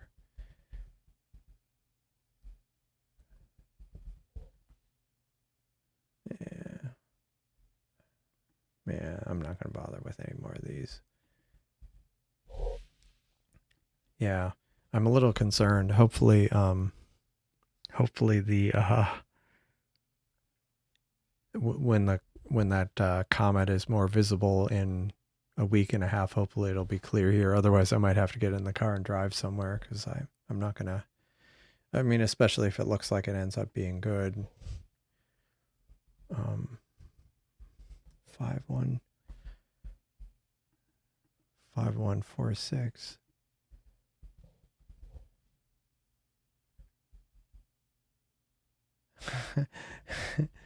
Of course, it's behind a building for me. I just can't catch a break, can I? I just cannot catch a break. Yeah.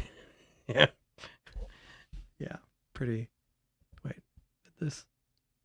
Yeah, pretty much. Yeah. Oh well.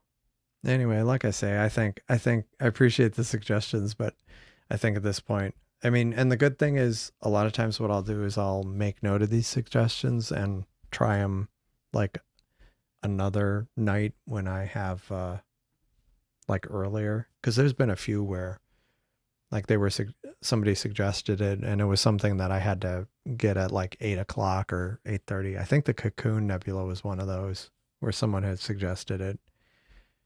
I don't remember who. Sorry, if somebody on the stream suggested it, but I did make note of it so that I could image it another night.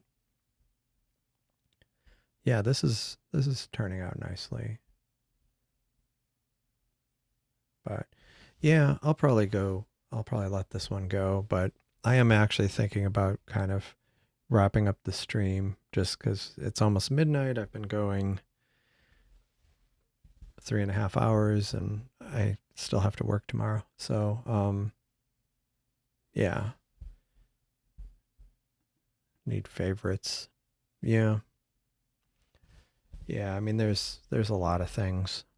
And I'd like to get more into some of the workflow and planning. I mean, Joe V added the planning page, and it's in the early days, but I could see also something like that being used for that, where you could have like a favorites or a watch list of targets. And actually that would be, yeah, actually, let me make note of that. Favorites / watch list.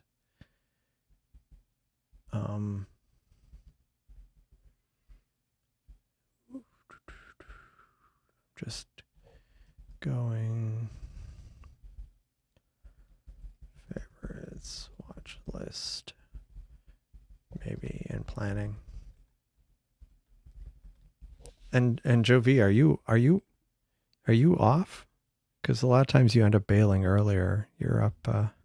I mean, I'm glad you're still here, but yeah, I mean, like something on that planning page that would be awesome. Having like, yeah, I could see that being definitely some things. Oh, I know how that goes. You kind of in the zone and can't stop. That's happened to me quite a few times recently. I think it's happened to me this week. I was working on that on the Seestar Alp software SSC, and I was like, well, I'm not going to stay up too late, and then it's like 1, 2 in the morning, and I'm like, oh, I need to stop. Yeah, actually, one of those nights, I slept through my alarm for the first time in a long time, years, I think, because I'd been up so late. And I woke up 3 minutes before a meeting I was supposed to be. Luckily, a voice, video call, but well, and nobody had their video on, luckily. But no, it was 7 minutes. I woke up 7 minutes before the call. It's like, oops. Hate it when that happens. Yeah. Yeah, no, that's a good idea. When it's like a certain amount above the horizon.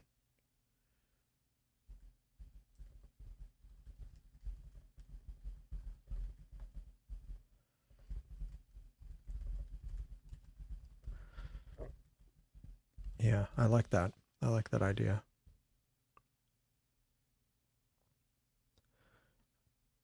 Yeah, because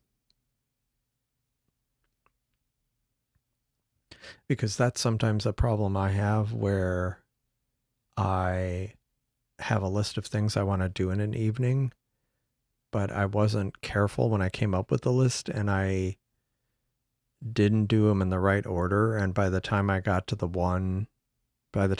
one of them, it was like too late. Like it ended up kind of behind a building or too low. I mean, granted, it would be difficult to do the behind a building thing, but the too high or too low thing would be helpful, where it kind of sorts it based on, when it knows it's going to be up enough. That could be cool. That could be really cool. Well, there is actually the ability to schedule a shutdown. Because if you go into schedule, you can wait until a specific time, wait for a certain amount of time, so like 10 minutes or something between items. You can trigger autofocus, but you can also trigger a shutdown. And I know Wiley's site does use that, where he'll image a bunch of targets over the night, and then he'll have it shut itself down at the end. So yeah, that is a helpful feature. The reason I don't, yeah, okay, Joe Vita uses it all the time too. See, the reason I don't use, yeah, very handy. The reason I don't use it is mostly because I think I've said this before, or no, I know I've said it before, because of my being close to the coast. We get these rain showers come in just randomly overnight, just some little rain, and it'll be clear, and then in the morning like the streets wet in front of the house. And it's not because of people running their sprinklers, because that, like in my area, it's definitely a pattern. But like when the whole road's wet, it's like, okay, it rained just before, and so I don't want to leave my telescope outside unattended. I'm not sure. I'm not sure if there is an ability. That would be nice to shut off the light, but I don't know offhand.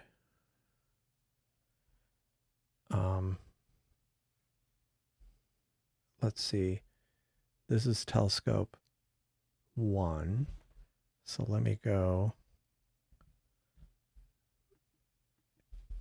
Yeesh. Yeah, that's not good.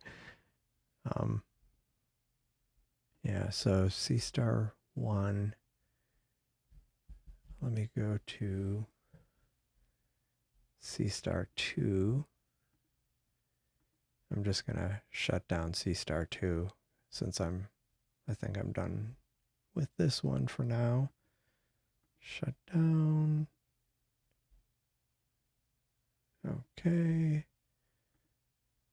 And we should start seeing this one fold itself up. I mean, it's a little delayed, but the all sky camera isn't meant to be real time. Sometimes it lags quite a bit. Yeah, there we go. Yeah, that makes sense. Definitely don't have to worry about it on the roof. Yeah, but for me, it's just the rainstorms. May or may not have imaged in the rain. Ouch. Yeah, I don't have any. I had like a wedge from a star tracker, and that's what I plan on using. And this light should go off shortly. Yep, it's off. So this one's powered down. This one's still going. How long was the schedule for this? See, that's one thing I definitely need to add. It'll be after I commit it, but I need to add some kind of feedback, or not feedback, but details about the schedule item. Okay, 30 minutes. But like I said, I might not run this stream all the way to the end of the imaging session. I might just start winding down here. But yeah, I think I'll wind down. No, I won't. Chris asked a question. Yeah, countdown timer would be nice. Yeah, so I don't know. You talk about a super cheap wedge. I have seen people run equatorial mode on actually a tripod head. But it would have to be fairly robust, I imagine, to hold the telescope at an angle without slipping. I was about to sneeze. Sorry about that. Is everybody awake now? Sorry. Unfortunately, I don't think I have a good way to mute this. I don't know if it would kill the audio completely, but anyway. But yeah, I've seen people had what do you call it? Tripod head. I wouldn't necessarily recommend that. I wonder how much that. Like I say, I had a star tracker. It was like a Skywatcher.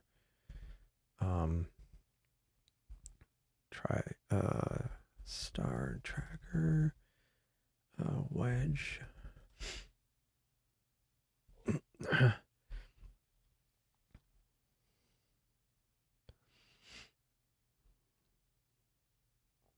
Yeah, I think this is what I have. But like I say, it was an older one, and I had it as part of the star tracker. So I don't think I mean, it's $65, but I don't think I I mean, it was wrapped up in the price of what I had. Yeah. I've seen people do that too. Like I say, for me, I had the wedge, so I just ended up using that. But I have also seen people use tripod heads, but it has to be a strong enough one so it doesn't like slip.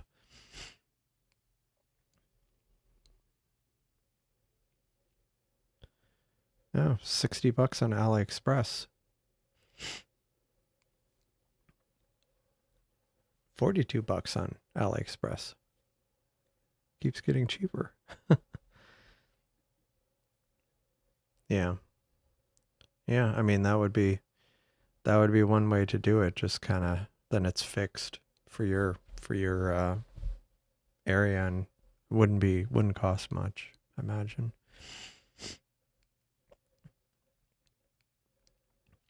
But yeah, like I say, this is what I have and what I plan on using, but only because I had it. And even then, this has some disadvantages. Like, it's got this thumb screw here, and I think Wiley Site has this, but he had to like remove this and replace it with some other kind of screw without the thumb or the hand control on it. Yeah, no, I mean some of these are yeah, 80. Yeah, there's definitely some spendy ones out here. Yeah. I mean, it would be yeah, spend like $200 on something for a $500 telescope. Oh, you can't you're going to have to tell us what it is, what this feature is, cuz you can't just tease and then not tell. Yeah, I mean, I've seen people do it though. I have seen people use the Seestar. I mean, use a tripod head with the Seestar. But yes, I would only trust it with like a really solid tripod head. Or one of a major feature. The single bolt keeps loosening up on mine. Yeah, that's not ideal.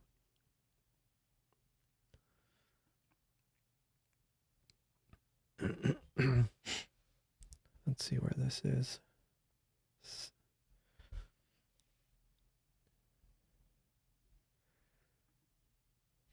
Yeah, I think if I drizzle, yeah, it's interesting. Like that, I don't know what that cloud thing was that, but it stopped. This is looking. I think if I drizzle this, it'll work well.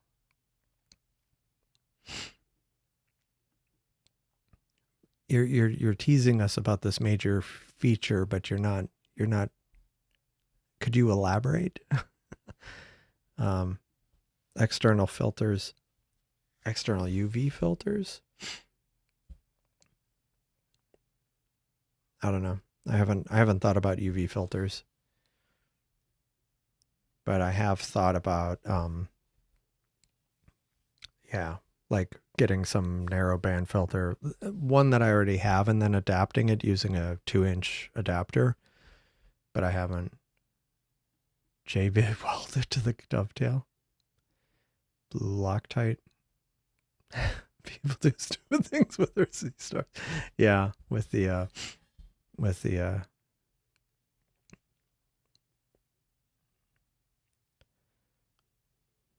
yeah, price than weld. Oh, that's true. Take the tripod head and then weld it in place.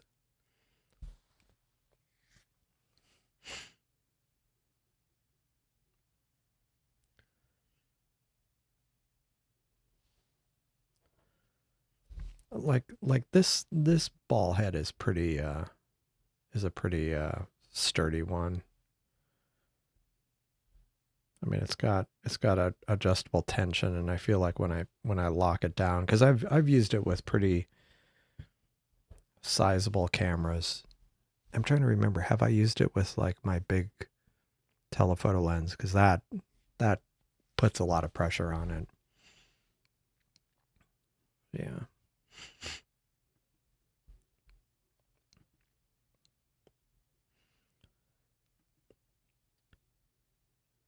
Top 10 deep space targets as a card on the page. Oh, that's cool. That's very cool. Is it kind of like a best tonight kind of thing?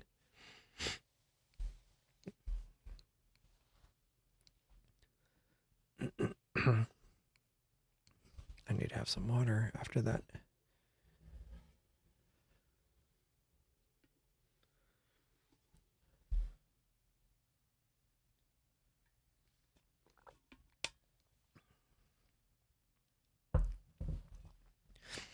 For some reason, my chat is really behind. Or I have like double chat, and one of them's okay. So top 10 DSOs with for the based on the date and location. That's cool. That is cool. I will definitely use something like that. Although unfortunately, I still have to check. I mean, if I know the object's up, that's fine. Or not up, but if I know it's unobstructed, otherwise I have to do an extra check. But my skies are pretty pathological. Yeah, that's true. Just bolted in place.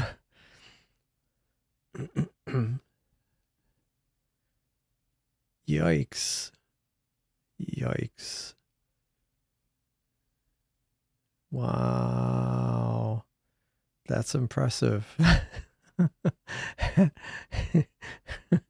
Wow. At least when I had mine hanging out the window, I had it I had it somewhat secure.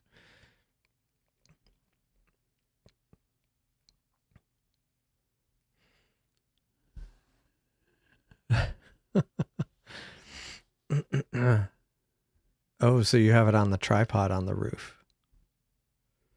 Oh, that's interesting. I mean, yeah, I think, yeah, yeah.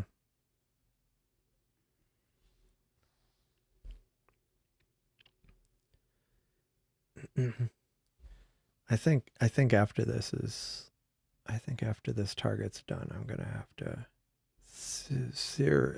seriously think about wrapping it. And I think, did I do a half hour for it? Well, we'll find out soon.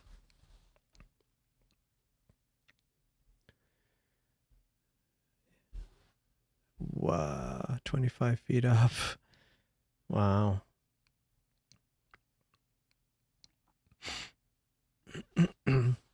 Cool, cool. Okay. Okay, thanks for reminding me. I thought about going to the schedule page, but I was like, I'll just wait and see. But yeah, I think after this is done, I'll wrap it up.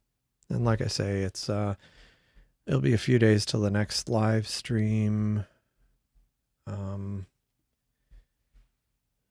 see. Let's see what it's saying here. Although it's funny because like it can be all over the place. Where like even though this looks like it could be bad tomorrow evening, it could potentially end up clearing up. And then I don't remember it showing something on Saturday. It definitely showed it being clear starting on Sunday. But then look at all that blue. So I might, yeah. So hopefully, possibly starting on Sunday, but more realistically Monday, I might do a live stream. So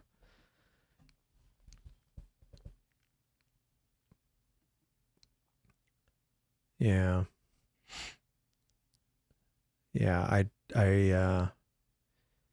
have the same kind of issue just in my backyard. Normally the backyard has pavers, and so yeah, I think I have it in a position where I tend to put it in almost the exact same spot, like on the same pavers, and so the balance ends up like somewhat consistent from night to night.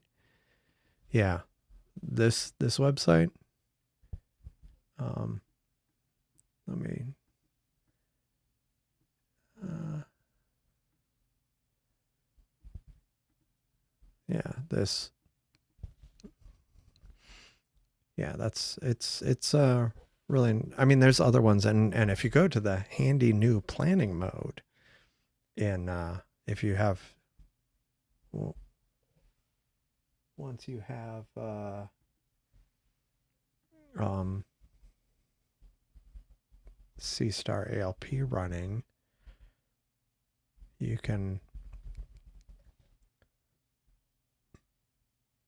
am I having problems here?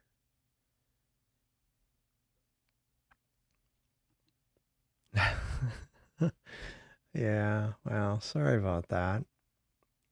But one thing, like I said earlier, I mean, part of me wants to take, I mean, even if it ends up being clear, even for a little bit, one of those nights, Friday or Saturday or Sunday, part of me wants to just take off a few days so I can finish the Raspberry Pi, but also so I can, well, I'll get this code out, but then I really want to spend time on the Federation, on the federated telescopes, because I think it would be, I mean, it'll be good for me just from the point of view that I could live stream even if the weather is lousy. And then I could potentially, I could do something like I'm going to have a live stream every Friday, no matter what, a live observing stream, or Saturday, because that seems to be a good night. Saturday seems to be a good night for like, it seems like a lot of people are able to make that one, which makes sense.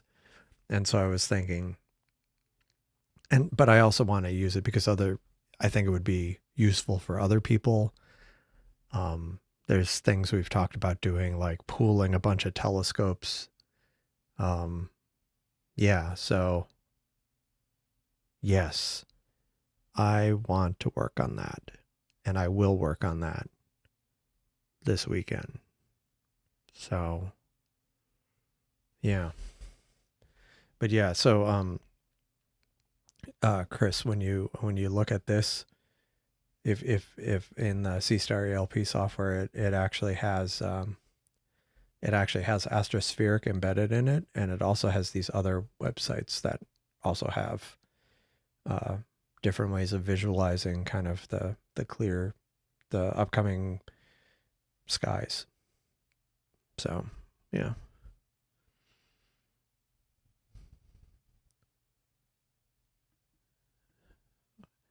I you mean like recalibrate? I have not, and I was actually a little concerned that if I did it, I'd end up really messing it up. So I don't think I've ever done that. Yikes. um, they that is also a feature that is a feature that Jovi has on his list, to be able to turn off some of these panels.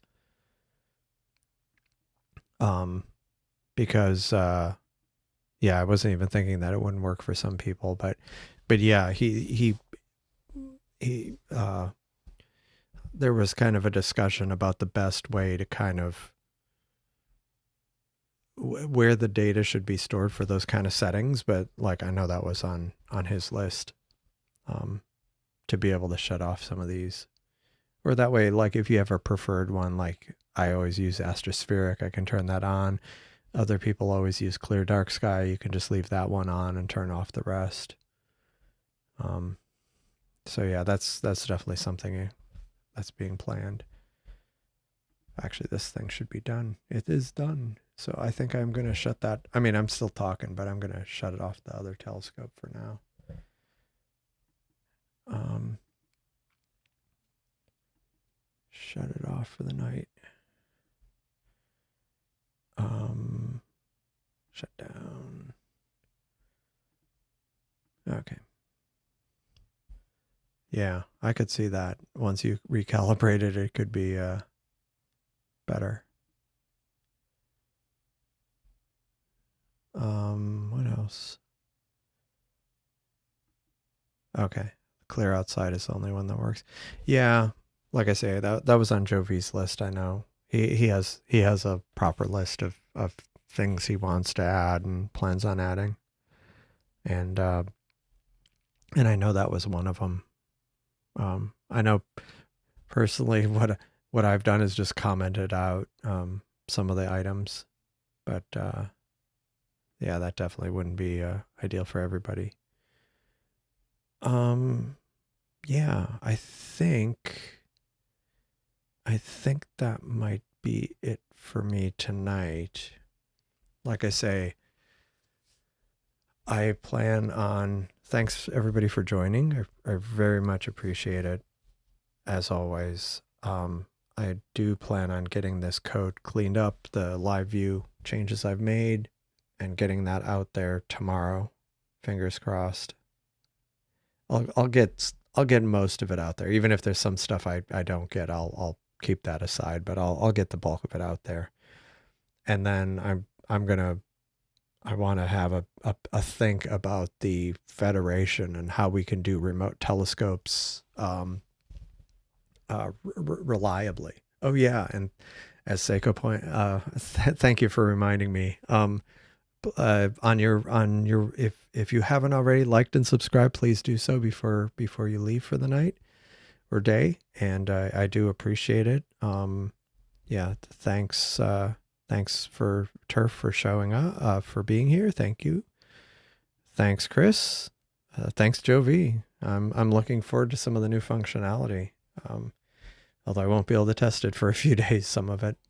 Well, I'll be able to run it, but I'll just torment myself of like, oh, look at all these nice deep sky objects I could be looking at now. Yes, like, subscribe. Thank you for that. And yeah, it's appreciate it. And we will probably, like I say, Monday's looking good. Yeah, test it out. Yeah.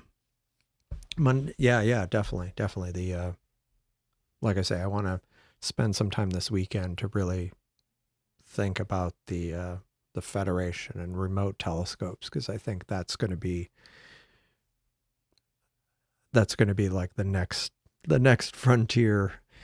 We have the Federation, so it's to boldly go where no telescope has gone before, I guess. So yeah. Yeah, thanks for joining, and I will see you all in the next video next time, and clear skies. And I ramble because it's late. Good night. Bye. So I try to